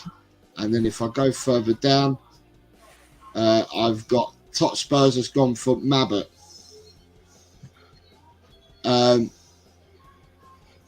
And you've got Dempsey saying it's amazing, so many quality centre backs, and it's happening again potentially with Tottenham, which I think, yeah. Right. So with that, I don't think is David E back with us? Because if David E's back with us, he can vote if he does, if he wants to. But at the moment, the player that gets in as a second centre back, Gary Mabbott. My 50 votes in the chat helped out then. Yeah. And can I just say good morning? Good morning to Pramvat. Hello, guys. How you doing, by the way? It's 4 a.m. in India. He's just joined us at 4 Bloody hell. a.m. That's dedication. Well, Ash is there as well. Ash is in the chat. Yeah, I know. Yeah, but Ash don't sleep. Ash is a vampire. 4 a.m. Yeah. That is insane. I'm sure insane. Ash is a vampire. Yeah, I Oh. think she is as well. Secretly, I think she's a vampire secretly as well. Well, Right, big so up, big at up, the- bring up. at that. the moment- We're really happy to have you here. Are you able to bring your selector up at the moment or not? Kinda, yeah. 1 second. Let me. if you can it's not show- gonna, it's not gonna look. It's not gonna look as good as it will at the end, because at the end I'm gonna make it into an actual image, just it. But yeah, you can't see. It Okay, doesn't so look like anything. at the moment, the greatest 11 for Tottenham at the moment will have Pat Jennings in goal, Steve Perriman at right back. We have Cyril Knowles at left back, and the 2 centre backs are Ledley King and Gary Mabbott. So now we go to what I felt personally was the weakest position that we had on the pitch when I tried to look up all the players. So if we go to the right midfielders, the 4 that we've got for you, gentlemen, are we have the right I'm literally going to have to check the list here. Sorry about that. We have Jimmy Robertson, Terry Dyson, Paul Allen, and Darren Anderton. And I'm going to need everybody's help. Anybody, all of you guys that have So help I think on this. Adrian is Terry Dyson we've got to start with, mate. Adrian, help me, buddy. Terry Dyson, legend. In the 1963 Cup Winners' Cup final, Dyson scored 2 goals in the 5-1 victory. Greaves got 2 and White got the other one. Yeah, so absolute hero. Yeah, what can you say? Just an excellent winger. An excellent winger. I'm trying to get these stats so people are aware of Terry Dyson. So bear with me a second. I'm going to bring them back up again. Terry Dyson. Jose has all of the. He basically is my lawyer. I've got the Tottenham Hall of Fame, and it's 844 players that I keep having to look through, and I'm going up and down, up and down. Well, we appreciate you big time, and no rush at all. I want you guys to notice the second gentleman on here pictured. It was actually another guy, and I cut off his head, and I posted this guy's head on top of it. I didn't think anyone would notice, and I don't think anyone cares. So I'll tell you, they were both black and white pictures. So I was like, I'll just, and I just pasted his head right over. But guys, can we get a big up to Pranvat for being here at 4 a.m. in India? Pranvat, that is legendary stuff, my man. Yeah. Thanks a lot for being here. We truly appreciate you. As we build this all-time, we say all-time. We build this Spurs 11 going from now until back in 1960. And Jose, can I help? I was talking and I forgot. I'm trying to look it up in order to see if I can find it. Right, Terry Dyson. Sorry, yeah. Terry Dyson played for Tottenham from 1955 to 1965. He played 209 times and he got 55 goals. So that's it, right? And the next player we've got, and I'm not sure whether you're going to remember him or not, Jimbo, and that's Jimmy Robertson. No, not really. I think this is it's a strange 4 you've picked here. Yeah, I think so. Yeah, for right midfield. So for right midfielders, honestly, when I was looking through, there weren't many that we had. This for me positionally was the weakest one out of the ones that I looked at. Yeah, you'll like him, Jim. Jim, you'll like him. He scored in the 1967 Cup final against Chelsea. Him and Frank Saul got the 2 goals. We beat Chelsea 2-1 in the final. Yeah, well, I like him then. He played. He's your choice. I really like him.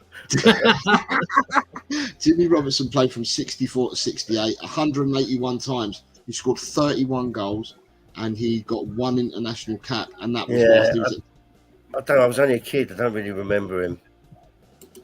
Dyson was the one that got struck by lightning, wasn't he? No, it's John White. Oh, John White. Sorry. That's I wasn't born. So Mark, we're going to give you Paul Allen. Yeah. He was in the 91 final team. Is that right? Yeah, I thought so. He was always like super sub. He always come on as substitute from what I can remember. But he's part of the great Allen family that played for us. Mm-hmm. Yeah, with Les and Clive, and because they were all related somewhere along the lines. He played 370 times, scoring 28 goals from 85 to 93. Yeah, for us. Yeah, and there were not very many good photos of him online either. To you, I remember more about Shaggy. Just throwing that out I remember more about Shaggy than I do Paul Allen. You don't know these. Do you know all these, Colin? Do you know Darren Anderton? I know Darren Anderson. Some. I know the whole. I know the whole sick note. I know the whole sick note thing. I know that he scored. Let's give Darren scored some goals. Yeah, that sick note's a bit of a myth. He played over 300 games for Spurs. Yeah. Right. So Darren Anderton actually played 358 times for Tottenham. Yeah. Some sick note. And scored 48 goals. Yeah. And he was capped 30 Dang. times for England, and he was capped, all 30 caps were when he played for Tottenham. Yeah. Nice. Yeah. Shaggy was a fantastic player. Absolutely fantastic. Yeah, I agree. Yeah. Like, and well, I know everyone calls him a sick note, but I can't really remember him being injured, if I'm honest. Yeah, he did. He was injured a few times, but Yeah. what a player for us. Great player for us. He had this nickname of sick note, though, but he wasn't that bad. Right, We so got Portsmouth, didn't we? Was it 1.7 or 1.9 mil? I think we played.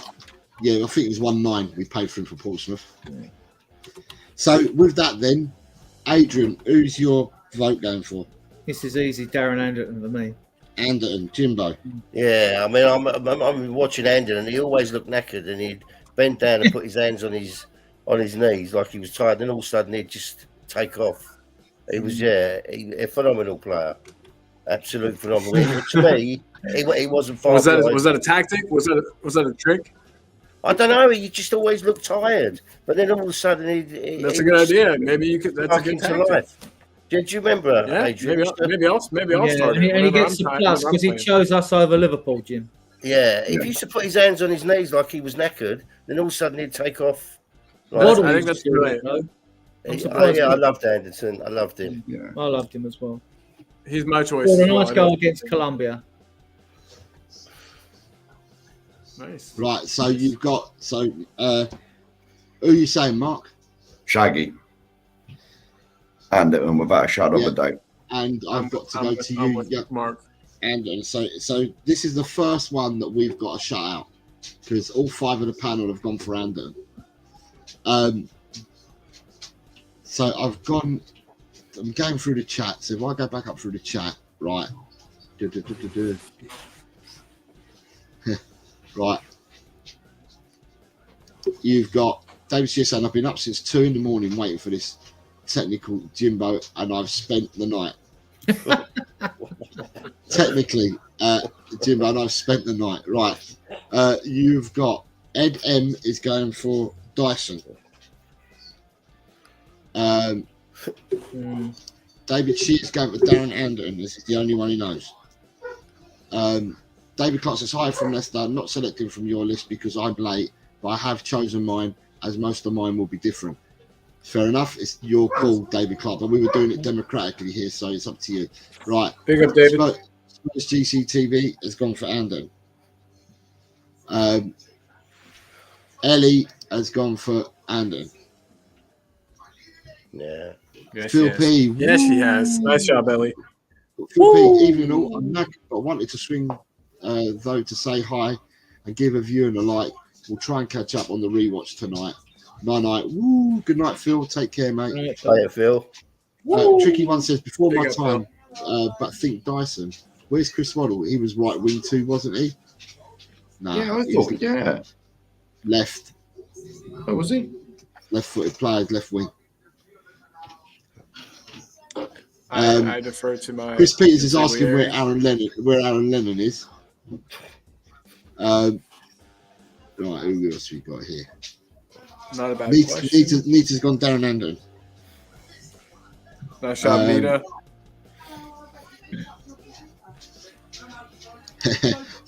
Ed was trying to get ahead of the game. I'll cheat and put Gascoigne right midfield because he don't get in ahead of our dealers and Hoddle.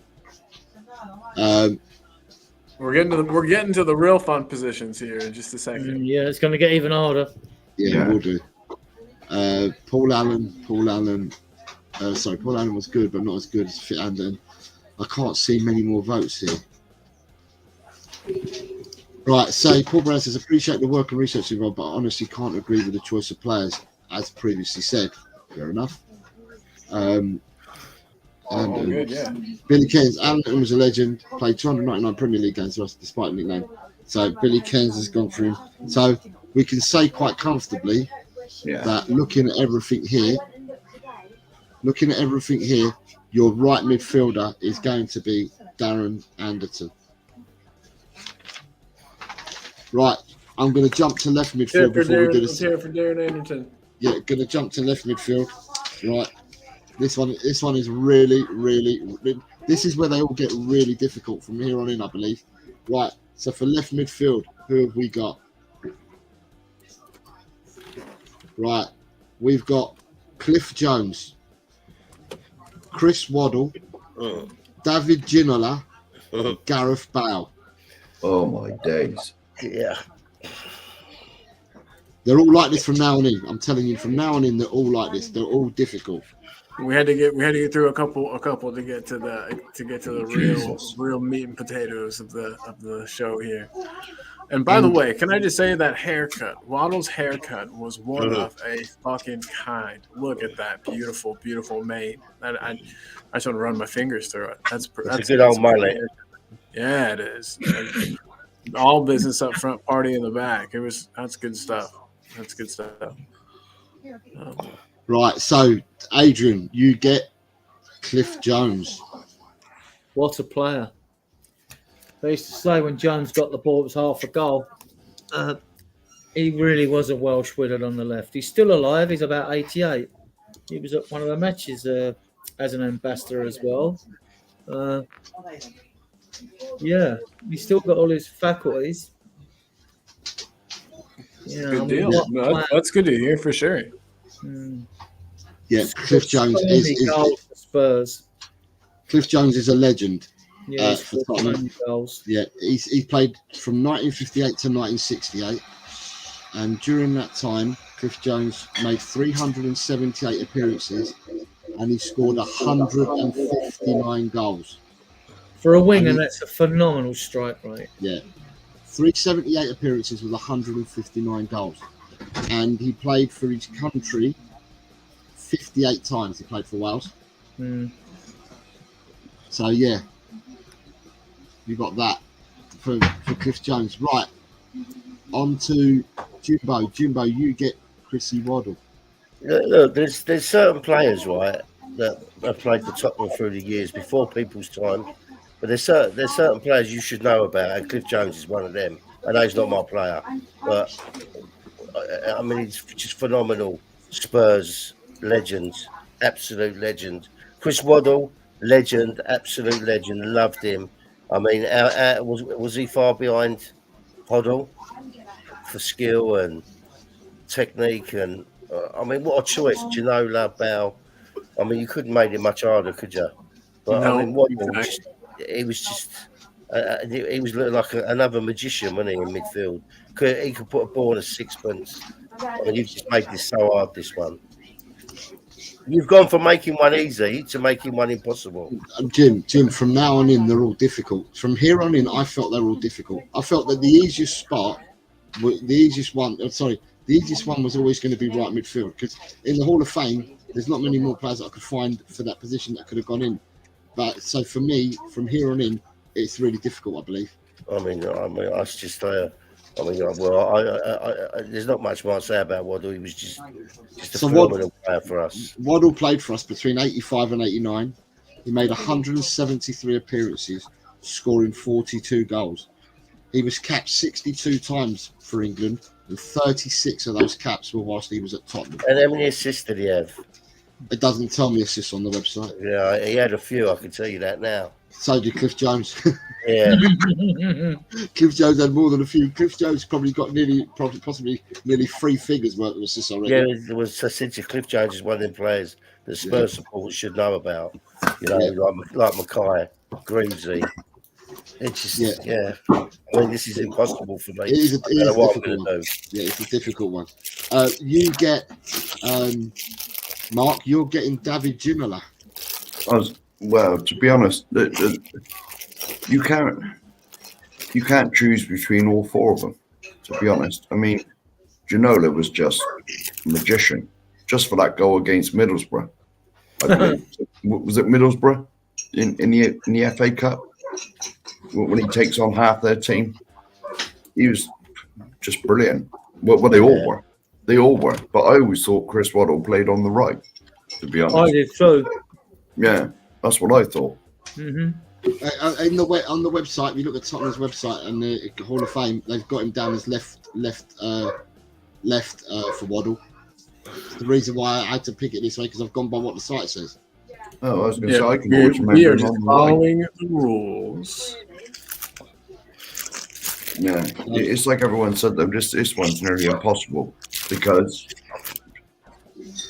honestly, I don't know what one to pick out of them. So Ginola played a season less than Waddle. So Yeah. Ginola played for free from 97 to 2000. Ginola made 127 appearances and scored 22 goals. He was capped by France 17 times, but never got a cap whilst he was at Tottenham. All his caps. Yeah, there was a reason for that, Jose, wasn't there? Well, I think in the 94-95 season, Ginola got the Football Writers Player of the Year and the Players Player of the Year. He got both. He won the lot. Yeah. And Tottenham were rubbish at the time as well. Big up to Billy Carnes, who I just saw, who's watching on Twitter. I think he's the only person doing that. I linked to Twitter today. Big up, Billy. Thanks for tuning in, bruh.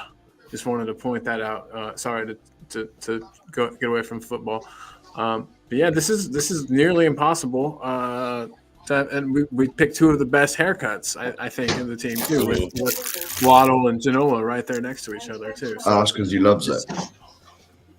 Man, I'm all about that. And then Colin, you've got Gareth Bale. Just for the stats for Gareth Bale, he across 2 stints with Tottenham. So he played with us from 2007 to 2013, and then came back for that 1 season on loan. In total, he made 237 appearances, scoring 72 goals. He was capped by Wales 85 times, and 36 of them were whilst he was at Tottenham.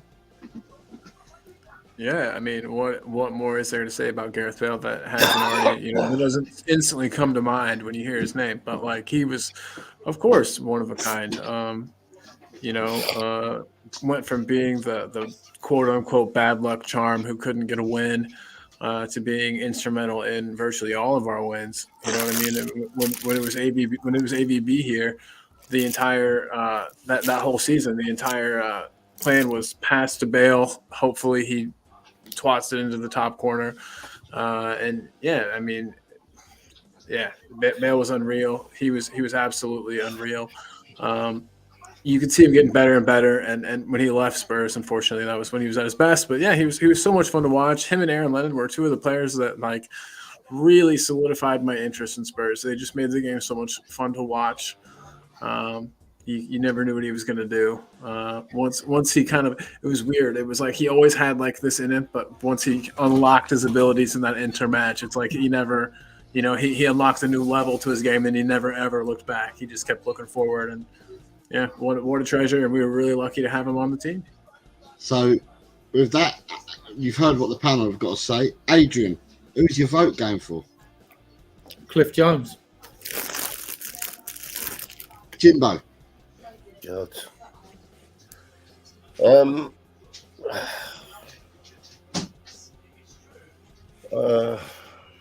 know.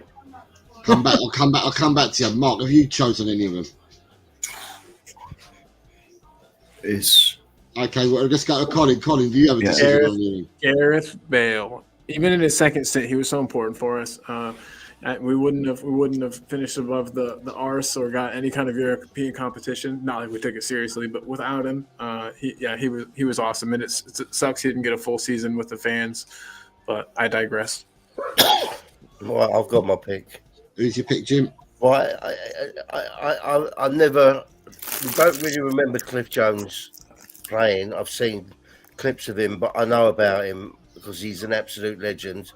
And Bale and Ginola I absolutely adore. But I'm going to go with Waddle, and I'll tell you why I'm going to go with Waddle, because when Waddle was playing was the time I was really, really insane about Spurs. Not that I'm not now, but it was really the time I had to go to every game home and away, and that's why I'm going to pick Waddle. Okay. Mark. I'm going to say Ginola, because I'm the same as Jim. Like, I went a lot when Ginola was at Tottenham, and every time he played, he just got you off your seat. Like whenever he touched the ball, everyone would just stand up. And that's all I got to say about him. Really, he was just fantastic. And women used to wet their knickers. Allegedly. I've still got to come to them comments anyway. So for me, gentlemen, I'm gonna side with Adrian. I'm going. I saw more of the other three, but I've seen clippets, I've seen videos and that of Cliff Jones. I think his stats speak for themselves. Yeah. We're talking about a time when people played on mudlarks of pitches with 10 stone balls and that. Football boots aren't what they are now. And the guy scored so many goals from that position and so many assists. And you're quite right. He's in his 80s now, but a big early 80s, and he's an ambassador because he's always at the club. I always see him. You can see he's silver foxed in it. He's always at the club, and he always looks immaculate. Yeah. Always dressed immaculately. Yeah. So Take note, Jim. But Jose, look, Jose. At the end of the day, right? There's not one of them four you can't pick an argument for. True. Yeah. It's true. But I've got to pick one for tonight's show, so I'm going. Yeah. I'm going with Jones. So I'm gone with Jones, and in the chat, we've got Chris Peters has gone for Jones. Says he's a legend. Yeah. Honestly, I can't remember him. So Steve D's jumping out. David Shear is saying Chris Waddle. Okay, there's a vote for Waddle there. Ellie's gone for Bale. Nita's saying to stop it. Not nice. I love them all. Tot Spurs has gone Ginola. It's the hair, isn't it, Tot Spurs? Just let us know. Is it the hair? Is that what you're really voting for here? And then we've got a tricky one saying the mullet's come back, funnily enough. It's cyclical. That's what they always say. Fashion comes back. Tricky's voting Bale. Paul Brown says Bale, Ginola, he was choose Gareth. So Bale's got that one. Chris Peters says can't believe no one else has said Jones in the chat, but no, but it was two of us on the panel who said it. David Shear says I'm a sadist. Funny, you got to remember, Chris, that it's an age thing. Yeah, that's what you got to think of. It's not that the people who don't think if they saw him play, then maybe they'd think different. But it's an exactly 100%. And I like this though because we're getting the viewpoints of everybody from the different times and what they remember seeing. I don't know. This has worked out really well so far. Spurs GCC says, "Geez, it's like picking your favourite child." Bale edges this one for him. David Clark is saying there's a big difference between players you like and who played the best while in the Spurs shirt. Stay Humble is going for Ginola. It's hard to get them separated up here sometimes, David. Stay Humble has gone for Ginola. Ed M says Bale 35 yards out injury time, bangs it in, just can't leave him out and plod on what is right. Ginola, he's gone for Bale. Are you talking about that time that he was played in perfectly by Tom Carroll? That the pass was about this far and Bale just leathered it against Norwich. I think it was beautiful. Stay Humble has gone for Ginola. Jim is saying these are impossible to pick. Billy Cairns is saying Bale only because I never see Jones play. And I'm being harsh. Says Bale again. Jose, you got what David Clark said about how they play. But you got to remember, it's not just about how good they were, who is the best player. It's about with people like us and people in the chat. It's what the player means to you as well. With like Mark, with Mabbott, right? Yeah. It means so much to him. And you see what I'm saying? It's that comes into it as well. You know, they're all phenomenal players, but that has a massive part of it. Yeah, I think to be honest, every player that we've picked so far, or that I went through, there's a reason why they were picked because they're in the Hall of Fame for Tottenham. That's the reason why they were picked. I can't pick players that are playing now because they're not Hall of Famers yet. Yeah. Nita says Waddle's up there. Always Ginola. Bale made me pee my knickers. ain't got no shame. TT, I thought you just ain't got no knickers on then. Love it. I'm jumping. Right, Gamecock's gone for Bale. Ginola's handsome. Tot Spurs is right. He says here, Tot Spurs' comment is, all of them would get you off your seat today, just like back then. Amazing players. Yeah. Exactly that. You're exactly right there, Tot Spurs. Big up, bro. Who we got? Have we got anyone else more voting? Steve D's going for Waddle. Yeah. Talking Beer just got back, so I want to put him back up here for a second for Talking Beer in case he missed him. He's missed the bit of the show, but we'll get the rest at the end. But we'll get you at left mid here, Talking Beer. I don't know if you know the premise. We're going all the way back to the '60s, and to now to find Spurs best 11 in that time period. And here's your choice on the left mid, playing a 4-4-2. So you got Cliff Jones, Chris Waddle, David Ginola, and Gareth Bale. And whilst we're doing that, David Shear is quite rightly another great comment. Look, no wrong choices for any of us, and that's true. There's no wrong choices. Spurs GCTV agreed, Jim. That's why I find this so hard to pick. Yeah. So Steve D. Talking Beer is going for Bale. Boom. I'll tell you what. Going on this, the person that gets in is Gareth Bale. Yeah, that's fair. What is it? Yeah. This is going to be a very interesting. I mean, any one of them four could have got in. Yeah, Jones got 3, Waddle got 3, Ginola got 5, Bale got 9. So Bale is in as your left mid. Right. A lot of it probably is an age thing. Yeah. To be honest. Now we go to centre midfield. So now is when we get interesting. Which centre midfield are you starting with this one first? Okay, right. So sorry. We've got Alan Mallory, Glenn Hoddle, Luka Modric, Moussa Dembele. Oh my God! I thought if we were going to do one that was impossible, we might as well get it out of the way. This is not right mid. This is centre mid. That's right. So Adrian, you're starting with Alan Mallory. The Tank, as he was known, Mallory. He came in and took over the captaincy from Blanchard Mackay on the double side. Would score some long range shots, would blast a few over the bar. But he was a grafter in midfield. Played for England. Good player. Very good player. Love that shirt that he's got. Came from Fulham, and then eventually he went back to Fulham. Like when his career was over at Spurs. Yeah. Managed Brighton. We just pipped them for third spot to come back up in the 79-80 season. No, sorry, we were relegated in 76-77. In 77, 8, because that was the year Argentina won the World Cup and we got our dealers and Villa, yeah. So, yeah, and he managed Brighton. Narrowly missed out.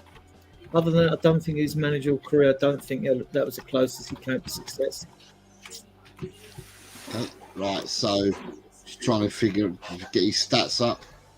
Bear with me a second, let me find his stats again. So, guys, this is the hardest one, I'm thinking. Hardest one of the night. No, it's not. Yeah. I thought left it's the easiest for me. This one's the easiest. Yeah, it's by far the easiest one. You guys, dang. All right. For me, it's a little harder. Alan Mallory played for Tottenham from 64 to 72.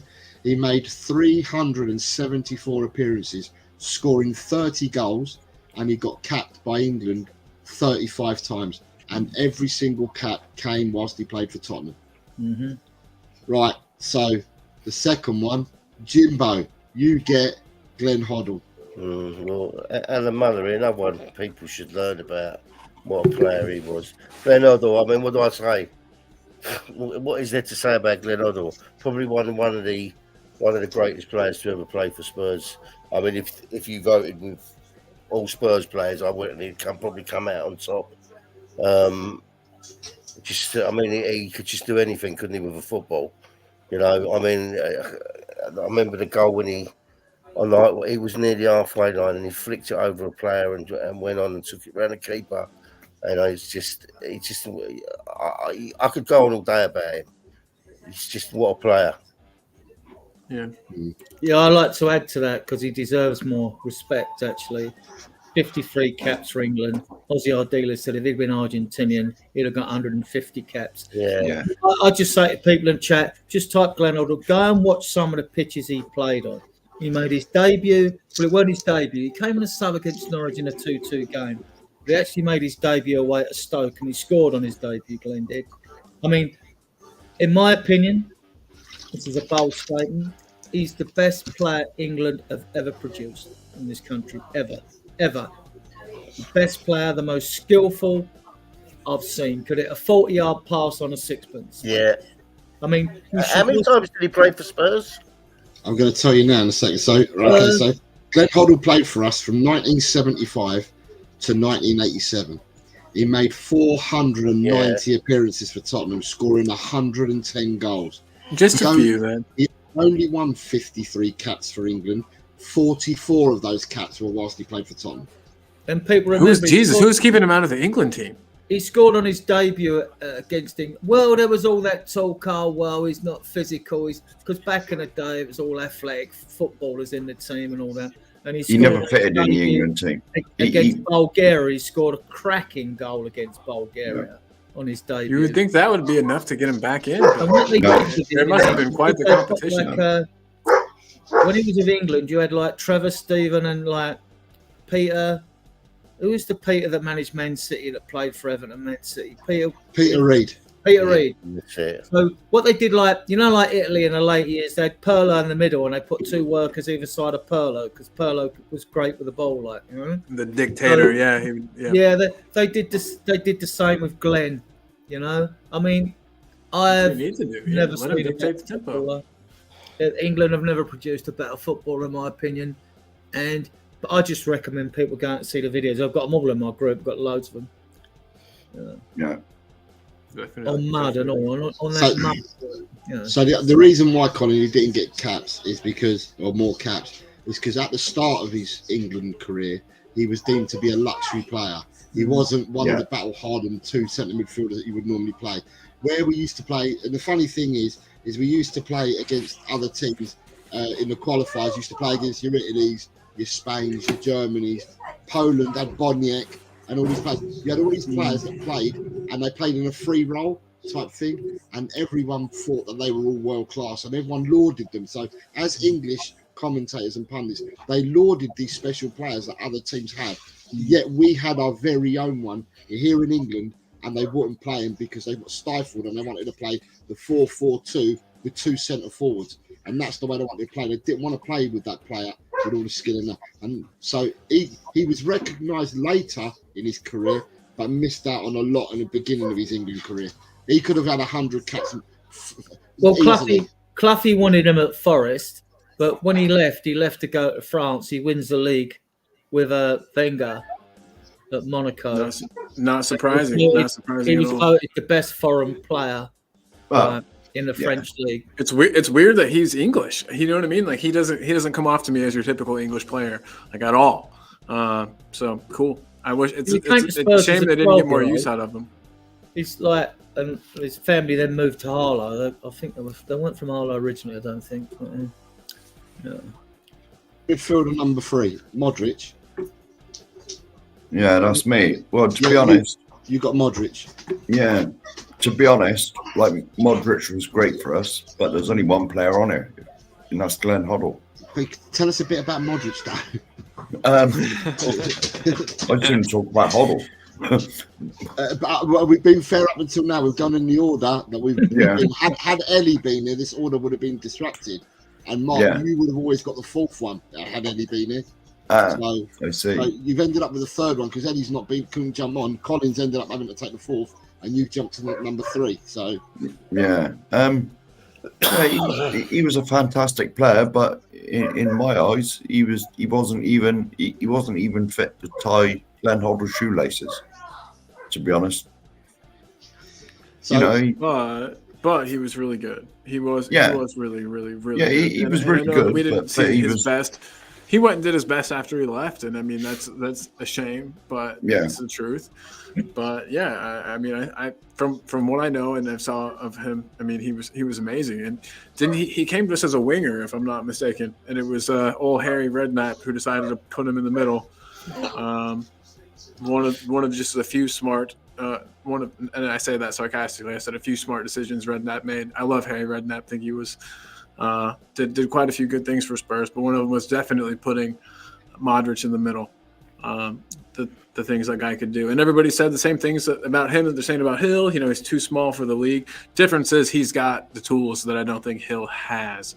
But yeah, you got any stats to hit us with on Modric? Well, he's won everything in the game, hasn't he? Literally everything. Modric played from 2008 to 2012, 159 appearances, 17 goals. He's been capped by Croatia 120 times, 21 of those whilst he was a Tottenham player. Now, Colin, you jumped the gun because you talked about Modric more than Mark did. So, Mark, you're going to get Dembele now. Colin, yeah. Well, to be honest, Dembele is probably he was your like CDM, like whereas Glenn was and Modric would have been further forward. Like it was like your CDM. There's no one better than Dembele. I mean, even the ex-Tottenham players that have now left that played with Dembele, they said he was the most skillful. You couldn't get the ball off him. I mean, what he did in front of that back four of like Toby and Jan and Walker and Rose, he was just the rock. He just sat there, and no one literally could get the ball off him. It was just a shame he was another one with a bad knee, wasn't he? And he had to retire. Hip or something. Yeah, it was his knee or it was somewhere in his leg, wasn't it? Just a caveat with Glenn Hoddle though. He started off. He had the number 4 shirt. It was 4 then, because 5 and 6 were your centre backs then in those days, and 2 and 3 were your fullbacks. So it was the 4 shirt. But he then got the 10 shirt and he used to take penalties. And he was top scorer for 3 seasons, I think, at Spurs, because he took all our penalties. And that 79-80 season, I think he got 19 goals in 41 games. You know, I mean, so like, I mean, he scored a lot of goals, Glenn. He scored a lot of goals. Yeah, it's for a midfielder. You know, it's like I said, all these players are a bit different because, honestly, I'm not old enough to remember where Alan Mullery played, but like Dembele was a CDM, you know, whereas certainly Modric and Hoddle was further forward. And how weird is it that Dembele ended up kind of that way? Because he started as a striker. We got him from Fulham as a striker. He was his position on paper. So Dembele played for us, I guess, by Spurs. Dembele played from 2012 to 2018, 249 appearances with 10 goals. He played 82 times for Belgium, and 42 of those caps were whilst he was at Tottenham. Yeah. So, gentlemen, I now have to ask you for your vote. Adrian. Hoddle. Jim. Hoddle. Mark. Hoddle's the greatest player that I've ever seen play for Tottenham. And Colin. Moussa Dembele. I hang my head in shame. We nearly got the shout out, but we just missed it. Hey, don't hang your head in shame, Colin. Not at all. I used to say to Kate, when you watched Dembele play, it was like he had super glue on his boot. Yeah, he's fantastic. To it. Because something special about him for sure. He was a phenomenal player, so don't hold your head in shame at all. Darren West has gone Hoddle. I was going to say, to me, putting like Hoddle and Dembele is the same picks as like they were 2 completely different players. You've got Hoddle from Steve D as well.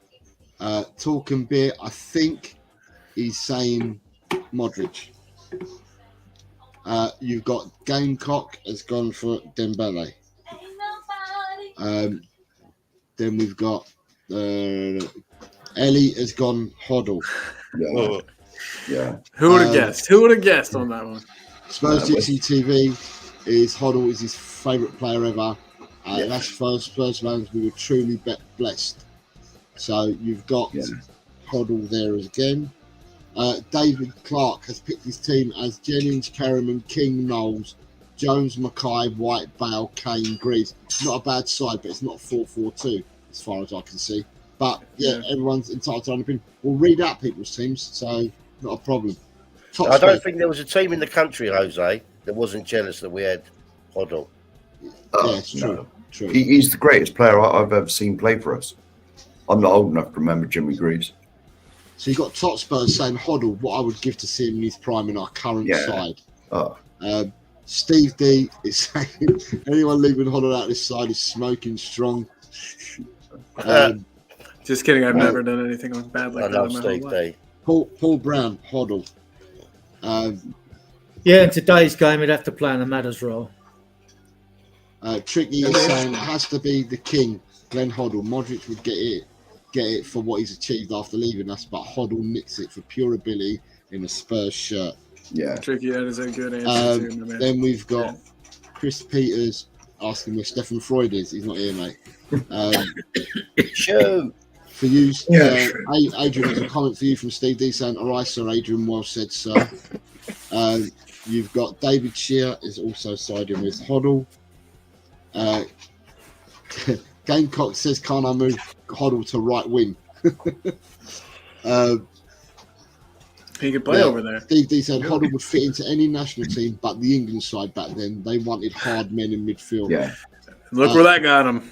Billy Cairns, Hoddle was years ahead Yeah. as a player. David Clark is saying that Ron Greenwood ruined Hoddle because he wanted to pick Brian Robson over him because he's box to box. Yeah. David Shear says the reason I went for Spurs is because of him and Ozzy. That's like me and Bale and Lennon. It's like everybody's got their players or their time or their something that made them choose Spurs. It's cool. It's Hoddle it's A little different. thing on the Aussie thing. Aussie Ardiles turned around and said when he was on the pitch, he would pick the ball up off the back for Ardiles, right? He said the first player he looked for was Glenn Hoddle to give the ball to. Yeah. Right, you've got Ed M saying Hoddle was adored in France. David Clark is saying Hoddle moved to the town I was born in, that is Harlow in Essex. Big Nita up is David. saying Glenn Hoddle, never a wobble for me. More than great. Ever Alan Mallory there, Modric, Peach in midfield, then barely a ball with his feet, no doubt. Right, have we got any more people voting? Because I'm worried that otherwise we'll be in time. Paul Brown saying Modric like KW didn't really shine, until he left us, in my opinion. Hod the God, all day long, very underrated for England. Class player, could have been a Brazil player. Big up, Chris. I'm just trying to see, and I think I'm just going right down the chat. There's no one else that's voted. Right, the first centre midfield spot goes to Glenn Hoddle. Glenn Hoddle. So we've got 3 players to go. The next set of centre midfielders are Danny Blanchflower, Martin Peters, Ozzy Ardiles, Paul Gascoigne. God. So Adrian, as you're going first, you get Danny Blanchflower. What a player. Him and Mackay, they were the engine and the double side. He was the better ball player. He could spray balls all over the pitch. He'd even make decisions on the pitch. You know, he was a captain that would tell players what to do on the pitch. Yeah, I mean, a class act, cultured footballer. Was that really okay? So I don't know if it's me. When I look back at these pictures of older players, like players back in the day, they look older. Like I wonder how old he is in that photo. Is it just? I don't know. 17. No, I mean if that's true, that's crazy. He looks like he could go fight in a war and win. But anyway, big up to him. I don't know a thing about him as a player. Adrian, you've just schooled me a little bit, so I appreciate that very, very much. Yeah. So Captain of Northern Ireland. Remember one game he said, if we can equalise before they score, we got a chance. There you go. That's a good line. I might have to steal that myself. So Danny Blanchflower played for Tottenham from 1954 to 1963. He made 382 appearances, scoring 21 goals. He was capped 56 times for his country, 41 of those at Tottenham. Right. Jim, you get Martin Peters, mate. Yeah, I mean, I don't really remember seeing him play, but I know about him. I don't know, he's a phenomenal player for Spurs, and he's in Spurs history forever and a legend. I mean, I don't know what else to say about him, but I know. World Cup winner? Yeah, World Cup winner. Shit. I mean, he's just a phenomenal player. So, We Martin bought Peters. him for Go on. 220,000 off of West Ham, and I Woo, think steep. they got Jimmy Greaves as part of the deal. And Alf Ramsey described Damn. Peters as a player who's 10 years ahead of the time because he used to ghost in positions and score goals from nowhere. You think, where'd he come from? No. So it's Kind not of a ghost as well. If you had to compare him to a modern player, could you compare him to one for me?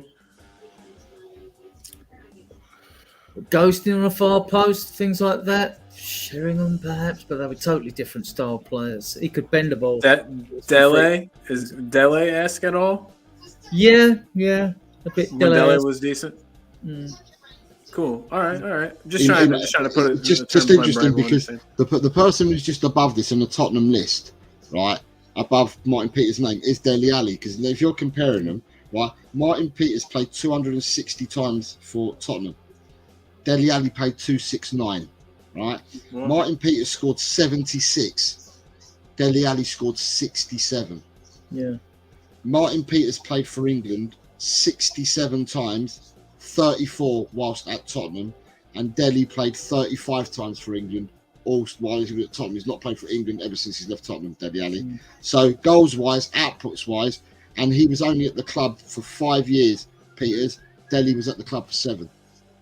wow. So You had a just great goes- threesome, you see. You had Chivers, Gilzine, and Peters together. You know, and they won I League heard you talk Cup. about Gilzine before. Yeah. Yeah, they've won league. They won League Cups in 71, 73, and the UEFA Cup in 72. It's interesting because Gilzine is down as a forward in the Tottenham history. They put him down. Yeah, as a well, he forward. was a forward. Yeah. Yeah. So with that, we'll move on to Mark. Mark, you've got Osvaldo Ardiles. Probably Yeah. the most uninterested looking picture of him I could find. I wanted one that he looks pissy. I like it. Yeah. Well, when Ozzy and Ricky come in '78, they were the real first 2 foreigners that were ever signed in this country. You know, I mean, there was nobody. I mean, I remember watching the '78 World Cup and the final, Argentina, whoever they played, and Holland. Ozzy. Holland free. Yeah, that's it. 3-1. That's it. The Holland. Well, I was only young. I was like 7. But like Ozzy was playing, and the next thing, he signed for Tottenham, and he brought his mate with him. Now, there's a funny story about Ozzy Ardiles. When they first come over here, like Ozzy spoke a little bit of English, and Ricky Villa spoke none. And so I think it was between Ozzy, Ricky, and Villa. There was the 3 of them. There was only 2 positions. And I think Keith Birkinshaw, like, said to Perryman, "Are you all right? You know, are you fit enough to play?" And he said, "Yeah." And then he said to Ozzy, "Are you fit enough to play?" Ozzy, "Yes." And because Ricky Villa spoke no English, like he said, like, ask Ricky, and Ricky said something, I suppose, is it Spanish they speak in Yeah, he Argentina? spoke Spanish. He said that he was fit and all that, but Ozzy turned around. Yeah. And Ozzy translated for him, and he said, "Oh no, he feels something in his leg," and so he was out the team. Yeah, I've heard that story. I've heard that story before. Yeah, The other one with Ricky Villa was quite good though, because after they tried to settle in, and Spurs were in a rebuild then, because they had to go out and they got Archibald first, and they for 800 grand, and then they got Crooks for 600 grand up at Stoke, and while they were in the rebuild before we won an FA Cup, Ricky's turned around to Ardiles, he's gone, "We've joined a shit team." That's it. We joined a shit team, yeah. Fun. Yeah. That's funny. No. But Ozzy as a player, he just brought the magic. You know, I can remember watching it on the telly, like his debut at like the first league game at home, and there was like the ticker tape that we'd all seen in the World Cup. You know, he's a fantastic player. Well, I was at their first game. We started our first game away at Nottingham Forest, and actually it was 1-1. And Ricky Villa scored at the Old Forest ground, the City ground. You know, and then the ticket On his debut. So we've got a pretty good record of players scoring on their debuts. Yeah. So Ardiles played for Tottenham in 2 periods because there was a loan for a year because of the Falklands War. Yeah, Yeah, I was going to say the Falklands War. Where he went to France for 1 season. So Ardiles Paris Saint-Germain, wasn't it? Was it Paris? Yeah, he played for PSG. Ardiles was with us from 78 to 82, and then from 83 to 88 because he had that break for 1 year loan.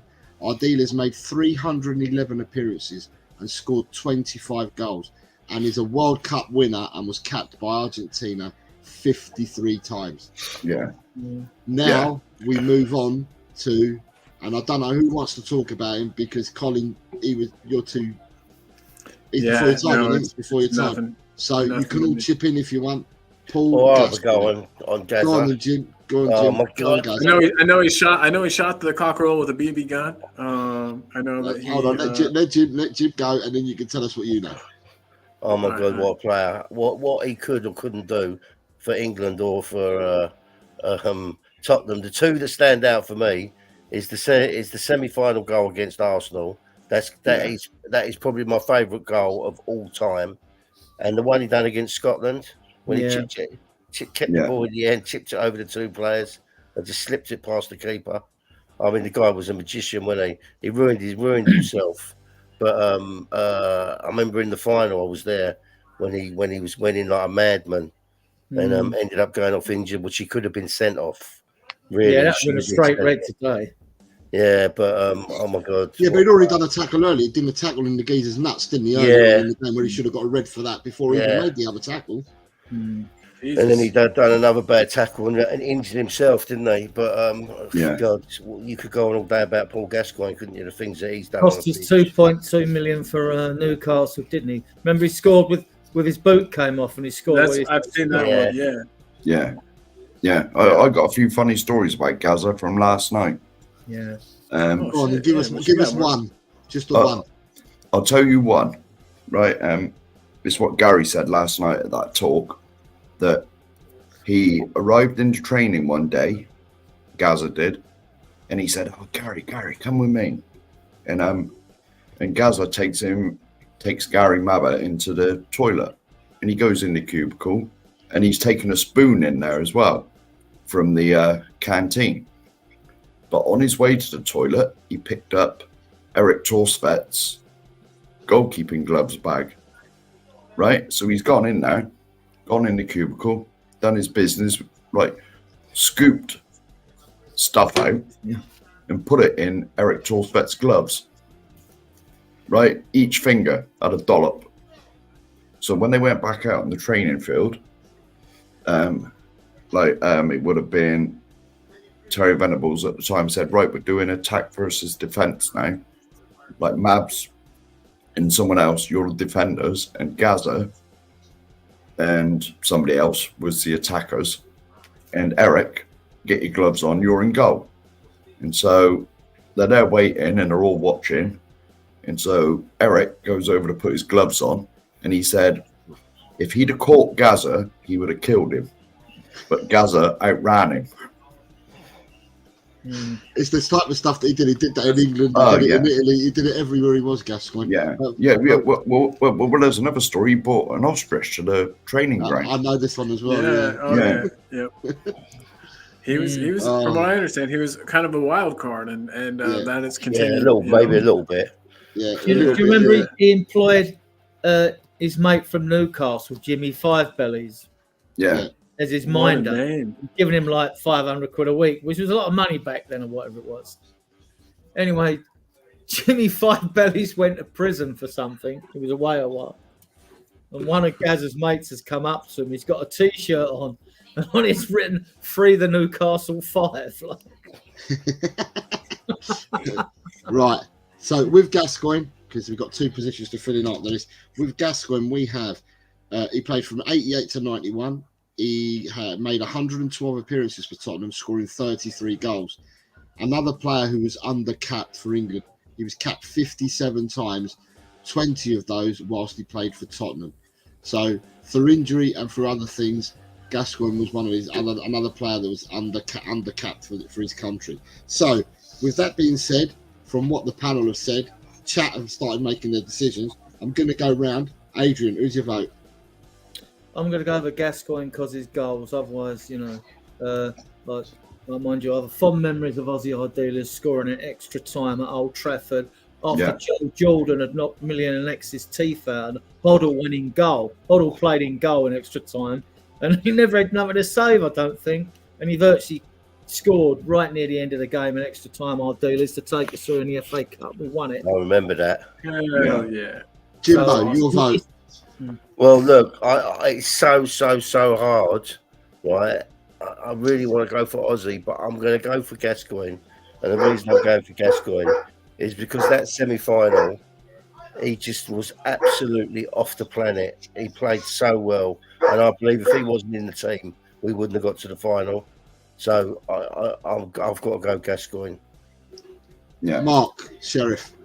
Yeah, just it wasn't just a semi-final in 91. He dragged us through every single round. Yeah, Every single. That's why I voted him.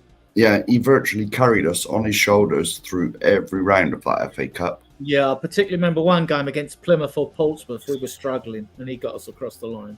Portsmouth. Portsmouth. Yeah, I mean, I apologise to the other three players. They were all great, but if Gaza doesn't get in his team, then we just will give up and go to bed. Gaz is my vote as well. Yeah. Before he even gets me. Yeah. Just for the poop in the gloves antics. No. With that aside, I mean, he really was. He's another one of those players that doesn't seem English when you watch him. Like the way he plays isn't that of a typical English player. Your stereotypical English player. I did an interview for Mia's show for Christmas, the 12 Days of Christmas, and in that I was asked for Tottenham memories and what made me support Tottenham and stuff like that.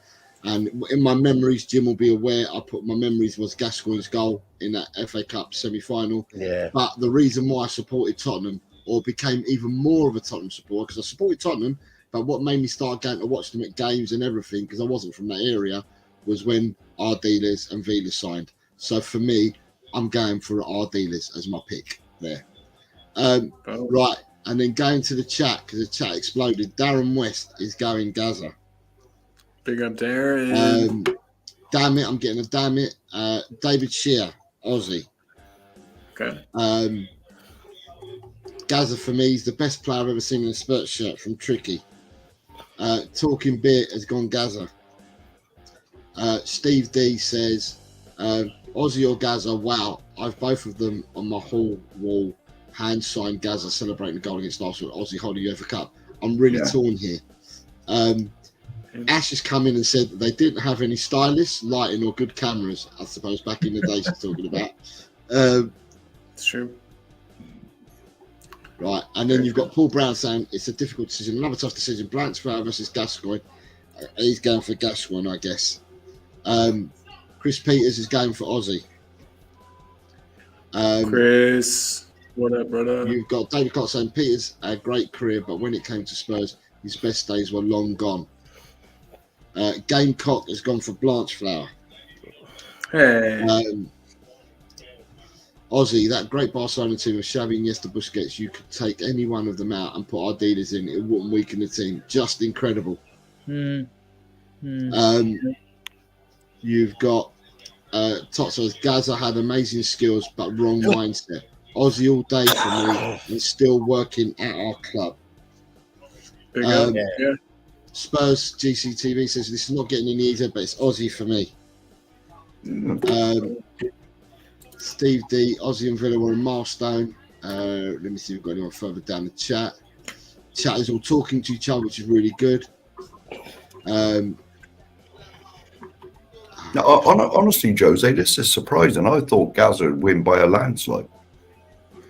I'm trying to see not with Aussie in there. No. Eric the Viking, so we're talking about you were talking about the jokes. Yeah.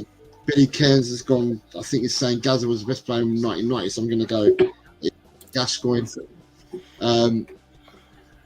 I've got that vote already. Who else have we got? So many. David Clark says, "Blimey, our team are going to concede a handful of goals." But we'll score more than the other team, right? You scored 9, we scored 10, baby. Right, so I've got all. So basically, Gascoigne's got in. Gascoigne's got 10 votes. Ardiles has got 6, and Blanchflower has got 1, and there was none for Peters. So the player that gets in is Paul Gascoigne. There he goes, Gaza. Right.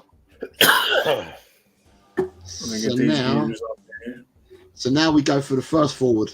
We've got to get 2. We go for the first forward. Here we go. Yeah.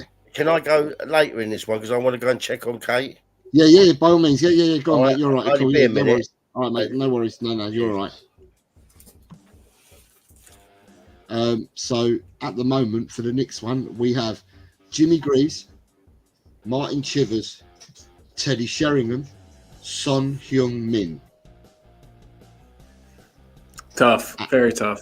And No, always, this is the easy. This is the easiest one of the lot. Okay, and You keep saying that. As You keep always, saying that. hold on, Colin. As always, Adrian starts us off on Jimmy Greaves. The guy was his Messi of his day, wasn't he? I mean, his goal scoring record was just phenomenal. I mean, I know Kane went on to beat it, but he scored on all his debuts for every club he played for. Even when he'd drink and he reckons he had a thyroid problem or something later in his life or whatever, when he went to West Ham, didn't have the greatest finish there, but he still scored 13 goals in 39 games. Like, phenomenal. I see him beat 6 men and score. Right, I think it was against Newcastle at home. But I've seen him have good games in midfield with a number 8 shirt and still not score. And like, I've seen him. I remember Brimmy Bremner saying once, he said, you could keep Jimmy Greaves quiet for 89 minutes and that sod would still score a goal. You know, he was just a freak in his day. Like, you know, he'd be my pick as one of the strikers. You know, so yeah. I mean, what can you say about the man? Just go and watch any clips of him you see. I mean, he had that speed to beat people and dribble past them. I mean, and dribble through midfield. It wasn't like dribbling like a winger drinks or whatever. He got a bit more room to move. You know. Yeah. Jimmy Greaves was asked about his goal drought, and he said it was the hardest 10 minutes of his life. Yeah. Yeah, he said I had a goal drought once. It was the longest 15 minutes of my life. Yeah. So with Jimmy Greaves, for the people that don't know in the chat, Jimmy Greaves played 379 times for Tottenham.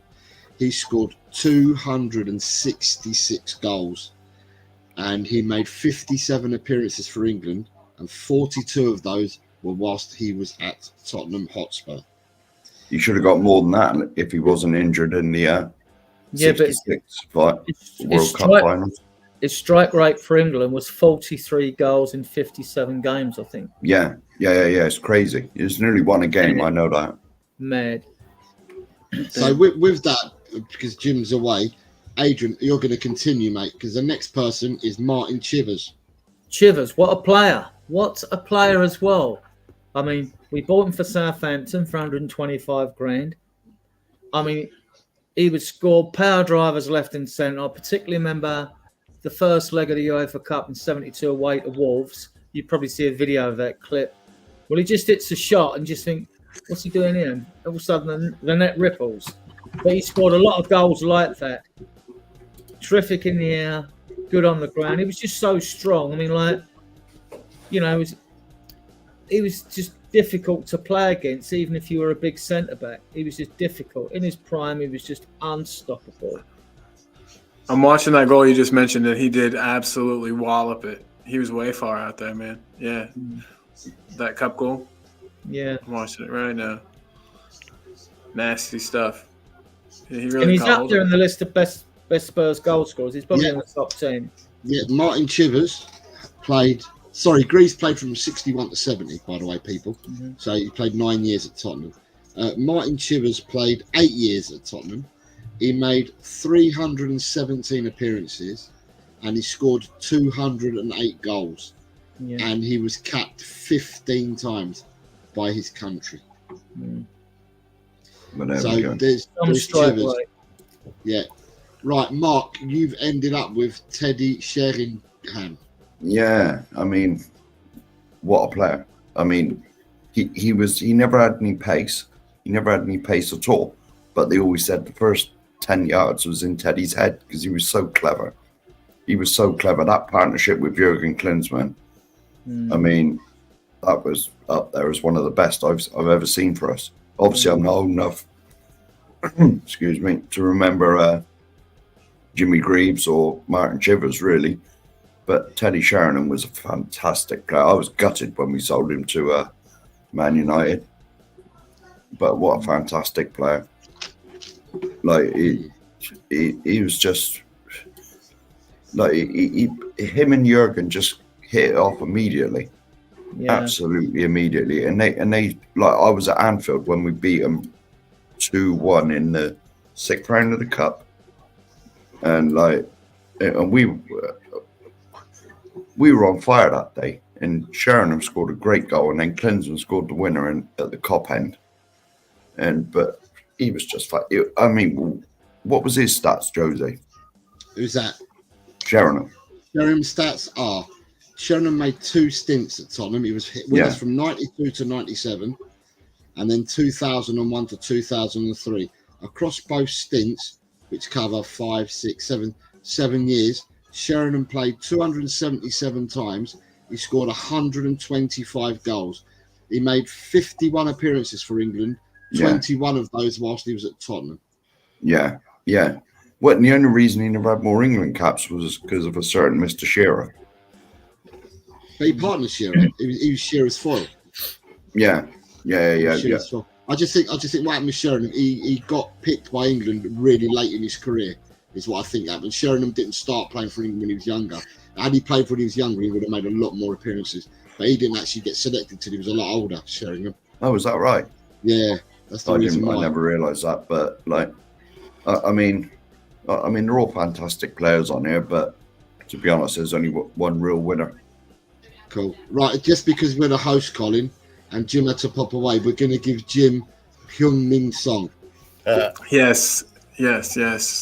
Our captain, our legend. A lot of people say he's not world class. He is world class. He scores world class goals. That's for me makes him world class. Yeah. Just love the guy. He just makes you smile, doesn't he? On when he's on the pitch and off the pitch. I mean, he's broke how many records with Kane? I mean, what can you say about the guy? Look at his face. Look, just makes you smile. Love it. I love how much he seems to love Spurs. Like the love seems like it goes both ways. You know what I mean? So that's also, as a fan, that's a wonderful thing. When a player seems to care as much as us, it's like, whoa. Thanks for sticking that in there, because that is exactly right. He is Tottenham through and through, and he will be a club legend. Yeah. Yeah, it's just that he hasn't finished his career yet, so they can't put him on the Hall of Fame. But otherwise, I've got no doubts he will be in the Hall of Fame. Yeah. But then Harry Kane will be in the Hall of Fame. So there's certain players that can't go in there yet because their careers haven't finished, so they can't put them in there yet. But they will be there. I mean, you only got to look at when there was rumours of Sonny going to Saudi, and he come out immediately and said, "No, I'm not going there." He said, "I'm at Tottenham," and that's the end of it. He loves us. Right. So, with that being said, gentlemen. Right, sorry, just to say, Dragons D's Nuts says Gaza, obviously, and hello, Dragons D's Nuts. What up, Dragon? Right, I'm going to start this because I've been asked this question twice, but I'll tell you that in a minute. Right, so before we go to the votes, I need to know from the panel who your vote is for, and Adrian. What here? Greaves. Yes, Greaves. Jim. I actually remember seeing Greavesy a few times. And I mean, obviously, I've done a bit of homework on him through the years. And is there a better player that's ever played for Tottenham than Greaves? Is there? I don't know. So I'm going to have to go with Greaves. Mark. No, I wasn't even born by the time Jimmy Greaves. What year did you say he left? 61 to 70 he played, Russ. Well, I probably wasn't born when Jimmy Greaves left, but I did see him play against my local team for Barnet. My dad sent me on the pitch to get his autograph, and I was like, "Oh, all right." I went up to him and said, "Hey, mister, can I have your autograph?" Kids, that's what kids are best for. You can send them into all kinds of situations because no one can get mad at them. Exactly. Yeah, so it's got to be Jimmy Greaves because was it 70? I thought it was 72. It says here in the website 61 to 1970. Oh, all right. So, Cole, who are you going for, Cole? Sorry, I gotta go. Heung-min Son. He's the player for me I've seen the most of. I watched him grow with the club. He's he wanted to leave after the first season, and now he's a fixture. He's part of the furniture here. I can't imagine the place without him. He is Tottenham. He's Mr. Tottenham with Kane gone, and he's my pick. So you've got Talking Beer has gone Sonny, Steve D has gone Greaves, Gamecock has gone Greaves. Chris Peters has gone Greaves. Darren West has gone Greaves. Dragon D's Nuts has gone Greaves. Paul Brown has gone Greaves. Spurs GTC has gone Greaves. Top Spurs has gone Greaves. David Clark says Jimmy Greaves has still scored more league goals than Harry Kane. Just think about that. Ed M is going Greaves. Just to go lost, but Ellie has gone Greaves. Tricky One says, even though it's before my time, I've seen enough to know Greaves is one of the best strikers of all time. So it's Greavesy for him. Nita says Jim Greaves all his goals without penalties. Smart, yeah. And you've got to think, Jose, the goals he scored on the pitches and the Jim, I'm totally aware. That's what I'm saying. And against players that were like brick walls, you know. And he really blasted the ball in the net. He really blasted it in the net. And he caressed the ball. Yeah, he was always caressed. He always caressed Greaves. He did a few odd shots in his career, obviously, with all them goals. Who was your vote for, Jose? Greaves. Greaves, all right. Yeah. So Ellie says Martin Chivers was my dad's favourite. My dad used to shout Chivers. You've got Steve DC. Greaves' strike rate in Italy and England was PlayStation stuff on a completely different level. Yeah. And he always seemed to appear to be top goal scorer at the end of every season. Yeah. David Shear is going Greavesy as well. Big up, anyone that says Sonny isn't world class has broken definition of world class.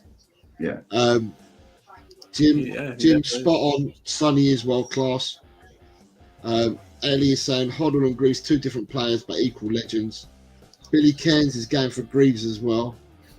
And then we've got Daniel Lee saying, in realness, there's only one choice on there. It's Jimmy Greaves, literally the greatest ever goal scorer this country has ever seen. And Ed M has come in and saying that my X1 is Jennings, Perryman, England, King, Hutton, Gaza, Ardiles, Hoddle, Bale, Kane, Greaves. Subs for him would be Clements, Carr, my fellow St. Kevin's boys. Free reach around anyone that can name two other players from the same team, Premier League team. That's you don't want it, and we're keeping not Hutton, that was Houghton. Oh, Houghton, was it? It's Houghton, sorry, my eyes. And wet and muddy balls and kicking rocks, Dragon D's Nuts say. Yeah. So it's safe to say that the player that gets the first centre forward spot is Jimmy Greaves. Now we go on to the last position. Here we go, everybody. We have Bobby Smith, Alan Gilzean, Robbie Keane, and Harry Kane. Tell us about Bobby Smith, Adrian. Bobby Smith was a battering ram as well as a striker. We got him off of Chelsea. Scored loads of goals. I remember, I think Fulham had a goalkeeper called Marcelo or something. Wouldn't play when Smith was playing against him. That frightened of him. Yeah, I mean, good goal scoring record, Smithy. Yeah, so Bobby Smith played from 1955 to 1964. So although he played slightly early, the reason he's in there because he was in a double winning side. So I did say from 60 onwards. But he played for Tottenham 317 times and he scored 208 goals and he got 15 international caps. Another one that probably you're going to be able to tell us about is Alan Gilzean. I know he was in the 61-62 team. Alan Gilzean, he played. Yeah. He came to Tottenham in '64, Jim. Oh, was it 64? Yeah. So I'm off. Yeah, I know of him. I thought he was in the 61-62 team. Nah. Gilzean joined Tottenham from 64. He played for Tottenham from 64 to 74. Gilzean played 439 games for Tottenham and he scored 133 goals. Did he not play for Dundee as well? Yeah. Yeah, I thought so. He won 22 caps for Scotland, but 17 of those 22 were won whilst he played for Tottenham. So he's another legend. He's a Tottenham Hall of Famer, and he's on the top.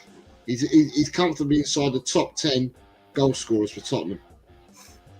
Oh, he was in the League Cup team in 71-73, wasn't he? Yeah. Mm-hmm. Yeah. Sorry. He Yeah, was obviously I know him. I brilliant know a in the little air. bit about him, but Spurs, Adrian yeah. is better to tell you. Yeah, Spurs had a tactic whereby they did do it with when Sher was at the club with Sheringham, actually, against Chelsea when we beat them 5-1 the League Cup at home and all that. Spurs had this tactic from corners. Basically, you put someone forward from the near post, and that'd be Gilzean. The ball would be chipped in someone like Jimmy Neighbour, and he just used to flick it on. And sometimes he'd score because he'd angle it off the side of his head, but it used to cause chaos in it. And sometimes we'd get attacking.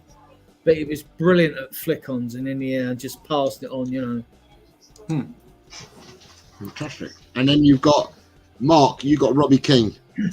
Yeah, well, another fantastic player. Keenan Defoe. Was it Keenan Crouch? Was Peter Crouch there with Robbie Keane? I think he was. Yeah, they played together. Yeah, but like he was another one that hurt me when he left to go to Liverpool. But like, you know, it never really worked out at Liverpool for him, did he? I understand why he left because that was his like boyhood club. But he soon come back. He was never a great goal scorer. But it's like I said on this list, like the man next to him has got to be the one that gets in my opinion. Yeah. And then Harry Kane, Colin. Because Harry you're the Kane. youngest one on the lucky. panel, so you'll remember. Because you're the youngest one on the panel, so you'll remember Harry Kane.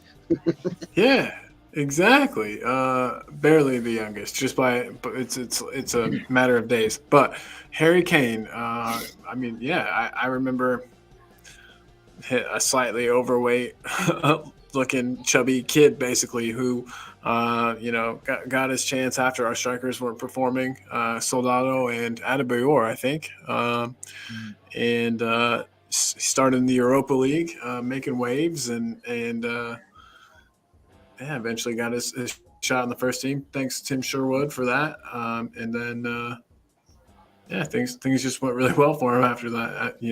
As you all know, you were there, but Kane, what can I say?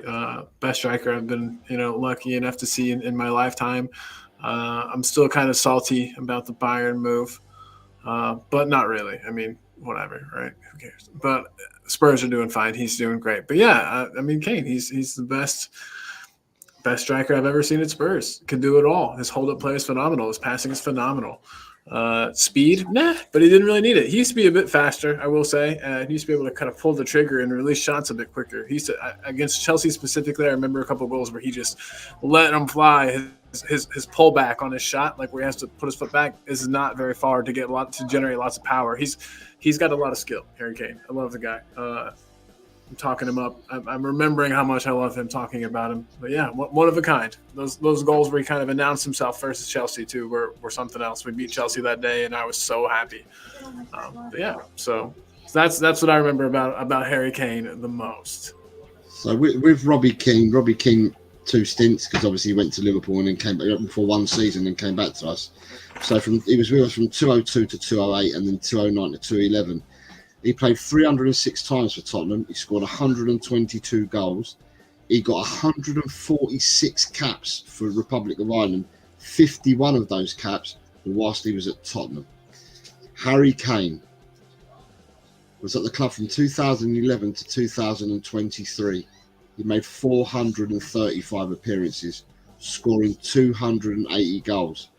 And at the time, before he left the club, he had made 80 appearances for England before he left Tottenham, and all 80 were because he was a one-man club until he joined Bayern. So they are the 4 that we've got for you for these positions. I know who's been voted in already, but because I've just been reading the chat, but I just wanted to read some of the comments on the chat. But I'll go around. Adrian, who's getting in? Kane. Jimbo. You're muted. Mute. Jim, you're on mute. I want to say about Kane, him and Sonny carried this team for a long time. And if you watch Kane's all-round play, he played as a midfielder, he defended brilliantly. To me, he is up there with one of the best players that's ever played at our club. So 100% Harry Kane. Mark. Yeah, it has to be Harry Kane. But like, did It's got you got to play 100 times. Yeah, so that's why Klinsmann's not in there. Yeah, but it has to be Harry Kane. It has to be. And Colin. Same. Harry Kane all day, every day, and So twice on Sundays. Yeah, it's a shout out on the panel. Right, so we've got our team because Darren West is saying Kane. Dragon D's Nuts says Harry. David Shear is saying going to be shut down and blocked, but Sonny and Greaves over Kane and Sonny. Steve D says how can possibly not have Lineker on that list? Steve D, I'm going by goals scored and on the Hall of Fame, and these players that I've got on the list all come way above in that list than what than Lineker does. There's going to be players that I've missed out, but I'm going purely on over 100 games for Tottenham, and a lot of these players are Hall of Famers, and you're doing a damn good job, Jose. And they're a lot we higher appreciate up. you. David Shear, Kane and Greaves, I meant. Top Spurs is going for Kane. David Clark saying Teddy Sheringham,'s first England cap was in 1993, and Teddy was 27 years old. Hence what I said. Had he got the caps when he was younger, he would have had a lot more caps. Then we've got Daniel Lee, Kane, easy for me, partnering up front with Greaves. Yeah. The two greatest strikers that this club has ever had. Completely agree. Harry GCTV saying Harry.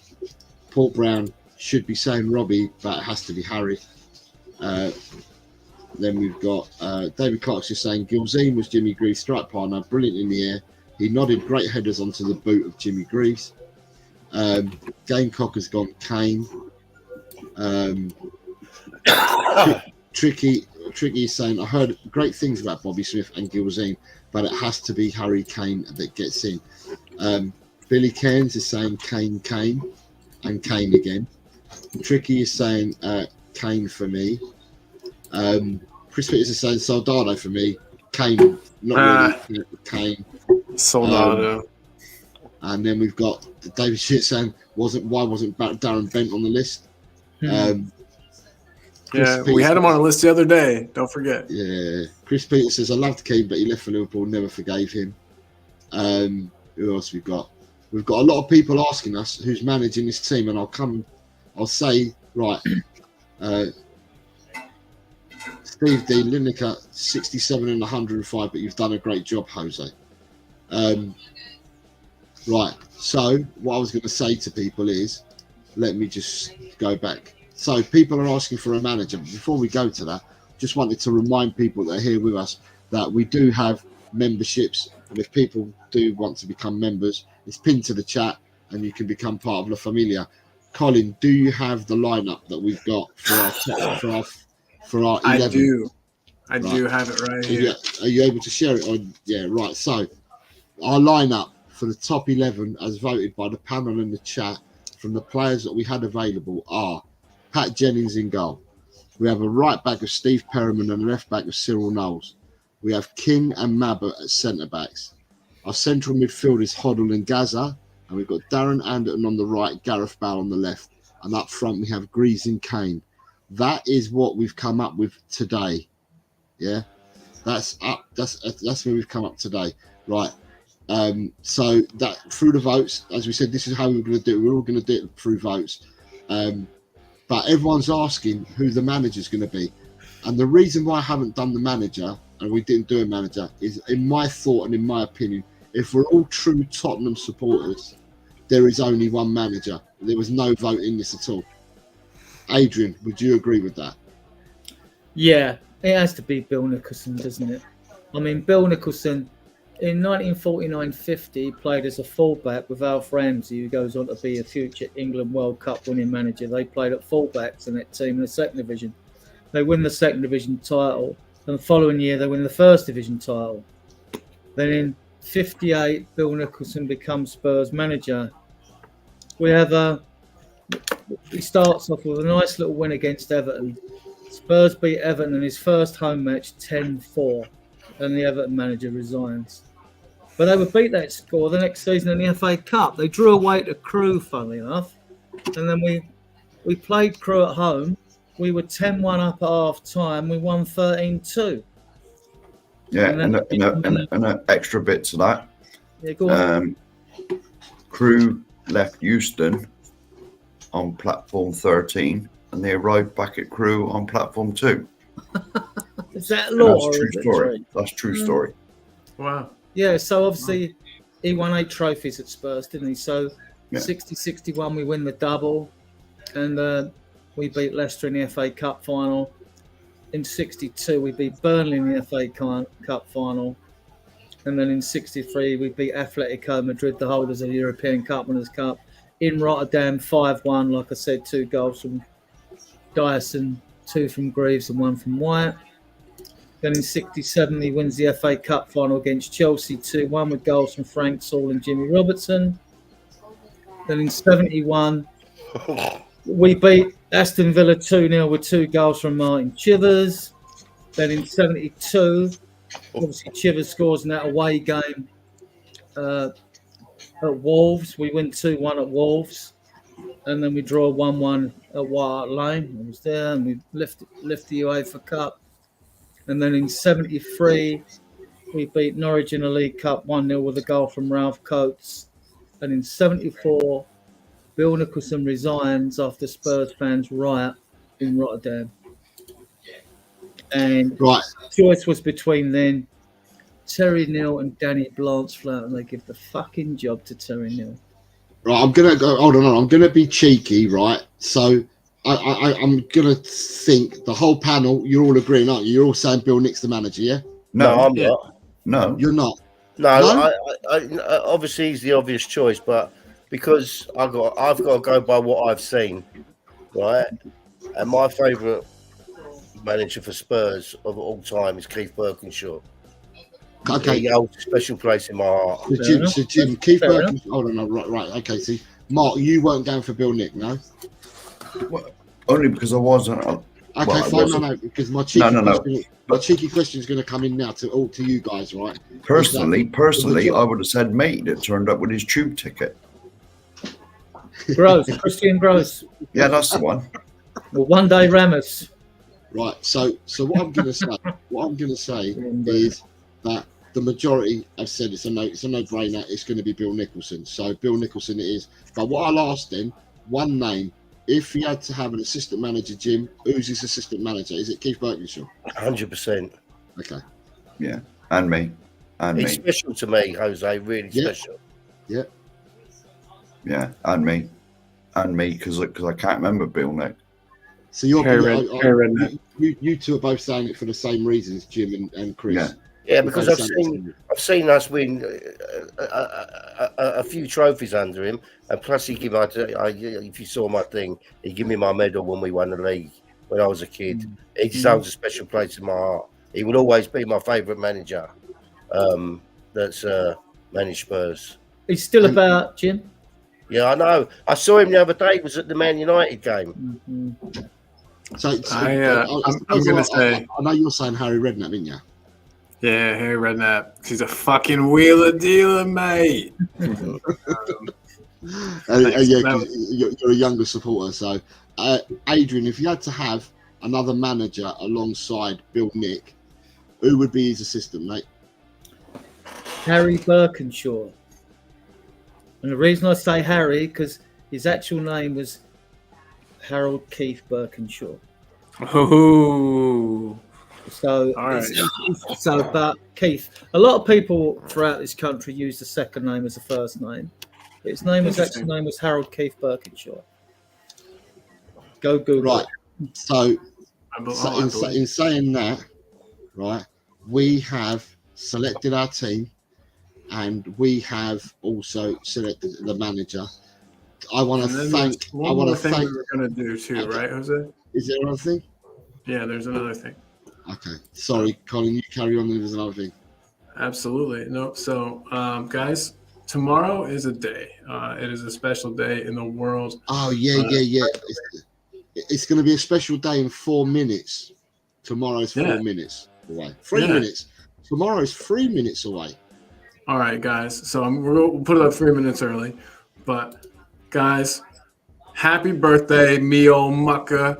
Let's see you, Adrian, 69 and looking fine. We wanna do that Everybody, thing- everybody, in 3 minutes' time, it's Adrian's birthday. So let's have a big cheers, big warm wishes, hopefully and I don't big get in trouble hugs, for this, but and big hugs for Adrian. Happy birthday, Adrian. Thank you, Jim. My favourite number. Yeah, I bet it is. You know about your exploits, Jim. We know we've got too much information about you and your exploits. we gotta let the song play out. Happy birthday to you. Thank you, Chris Peters. Thank you, Stevie. Yeah, well done, Adrian. Happy birthday, mate. Happy birthday. I don't know how I got here. Well, you're one of the most knowledgeable people I've ever met about Tottenham. I'll tell you that now, without any doubt. Absolutely, 100%. So we just wanted to make sure we wish you a happy birthday. We didn't want you to think we forgot about you, man. So we got you here at Talking Ball. So we've got a lot of people wishing you happy After midnight, I'll probably celebrate with a cup of tea. Yeah, we've got a lot of people. You've got 2 minutes left and you can start celebrating. You've got a lot of people saying happy birthday to you in the chat. Thank you in the chat. Well done, Adrian. And as Jim said, you're one of the most knowledgeable people about Tottenham. Without any shadow of a doubt. And it's good to have you because you can educate a lot of the people. And you've brought a lot to the show today, Adrian, with your knowledge and filled gaps in for people that people may not have known about. As a South America, oh, shucks. Right. So with that, we are going to wrap up. But what I was going to say is, Jim, where can we find you? I've put the descriptions in the channels in the description. But when you're next on, Jim? I think Monday. Yeah, I'm on Monday with Kate and Mr. Chang, and we're going through. He's a man. We're going through his shirts. Thank you, Ellie. Because he's got the Oh, shirt nice. Thank you. from the Thank 70s you, up everyone till in now. chat. Wishing me happy birthday. Oh, that's not for another minute.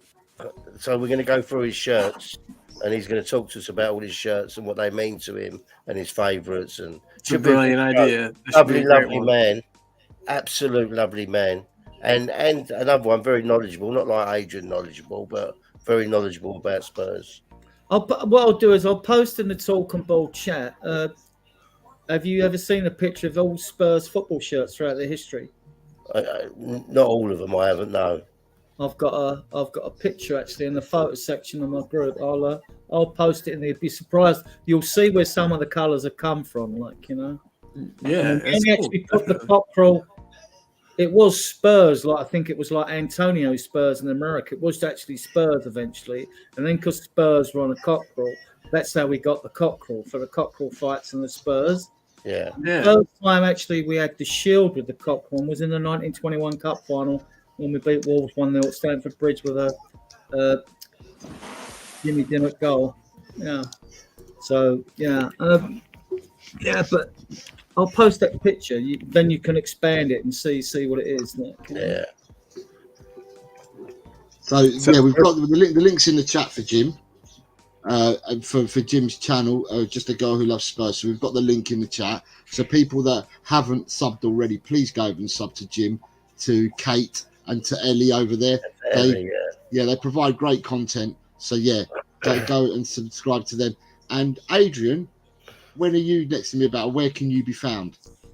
You can find me. Oh, it's not under my name here, no. All right, okay. Yeah, we've put you in the chat.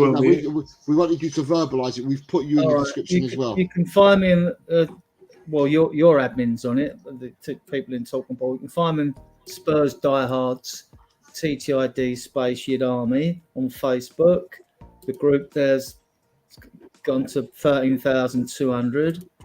Or you can find me on Twitter at Adrian_Schroker on there. I don't know, I'm over 3,000 followers on there. That's grown quite quickly on Twitter because my old account was cloned. I mean, I was actually cloned on Facebook one time as well, so I had to post warning messages in my group because Facebook won't do jack shit about it unless you go right for a rigmarole. I said, this is your problem, not mine. Oh, you have to go to our team and all that. So I've actually told them to do one. So on Twitter, what I did, I just started a new account because I said, well, ban the account then. They didn't really want to ban my account. They just wanted me to sort it out, wouldn't it? So I started a new one. Yeah, but that's So going. is that the handle that we've got for you, Adrian_Stroker? Yeah, that's a nice safe one, right? That's okay. Okay, so that's the one. That's the one we've publicised in the description. So we've got you publicised there in the description as well, Adrian. Mm. When was that changed? Look at this. Super chat in from Chang. He says, "What a super show! Loved every minute of it. Come on, you Spurs." There Chang, he is. Thanks, Chang. love you, buddy. Big love to you, Chang. Hopefully, we can have you on the show soon. We'll talk. We'll be in communication. And sorry, whilst we've got people here at the moment, can you please also go over and sub to my personal channel if you could? We didn't say anything today, and obviously I've had no one sub over today because we never said nothing at all. So yeah, if you could sub over, I'd be much appreciated, guys. I did put a comment, but I didn't put it up. I apologize. That's right. About that. Right. Yeah. And Mark, where can you be found, mate? Oh, shouting at clouds, scaring away eclipses, moaning at things. Hey, sorry. Frightening sheep. Yeah. Of course, all them sort of places. Mm-hmm. And Fantastic. probably on Tottenham on tour next week at some stage. Sweet. We'll be on the lookout. Absolutely. And we'll have you back here hopefully soon too. If you'll be back. I don't know if we scared you away. No, of course not. Well, where's Adrian's one?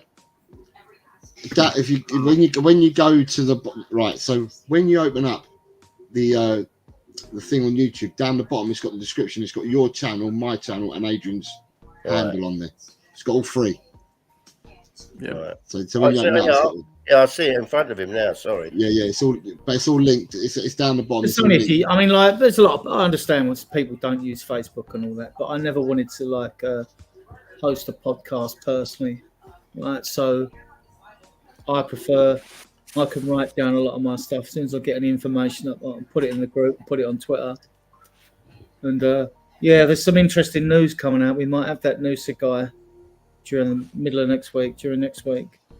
I'm going to go and check my sources again, see if anything else has come.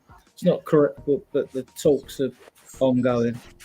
And the player, Yeah, things are ongoing. I saw there was definitely a tweet about that from Fabrizio Romano saying that. yeah, I think I posted a video of him in Talking Ball as well. And like, well, you can't tell what they're going to be like when they get in the Premier League, obviously. Like, but he's sweet crossed to Haaland to score for Norway.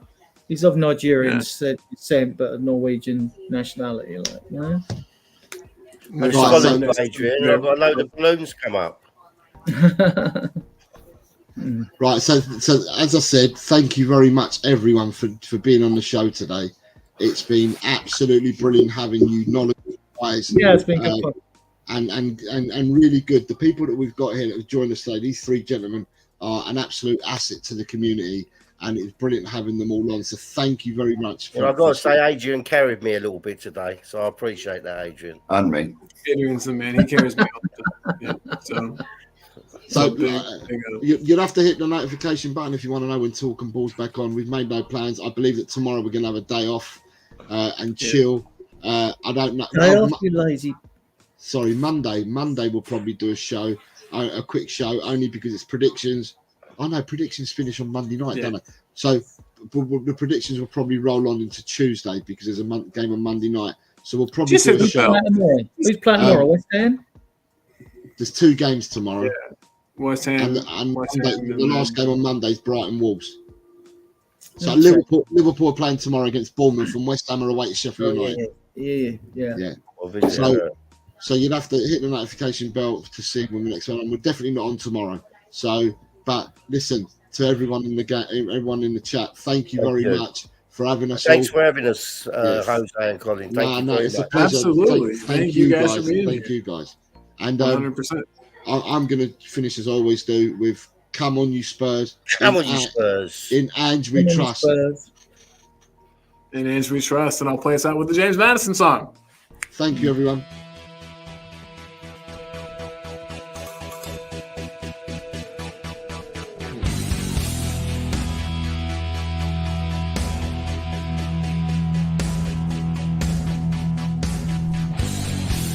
My team has got James Madison.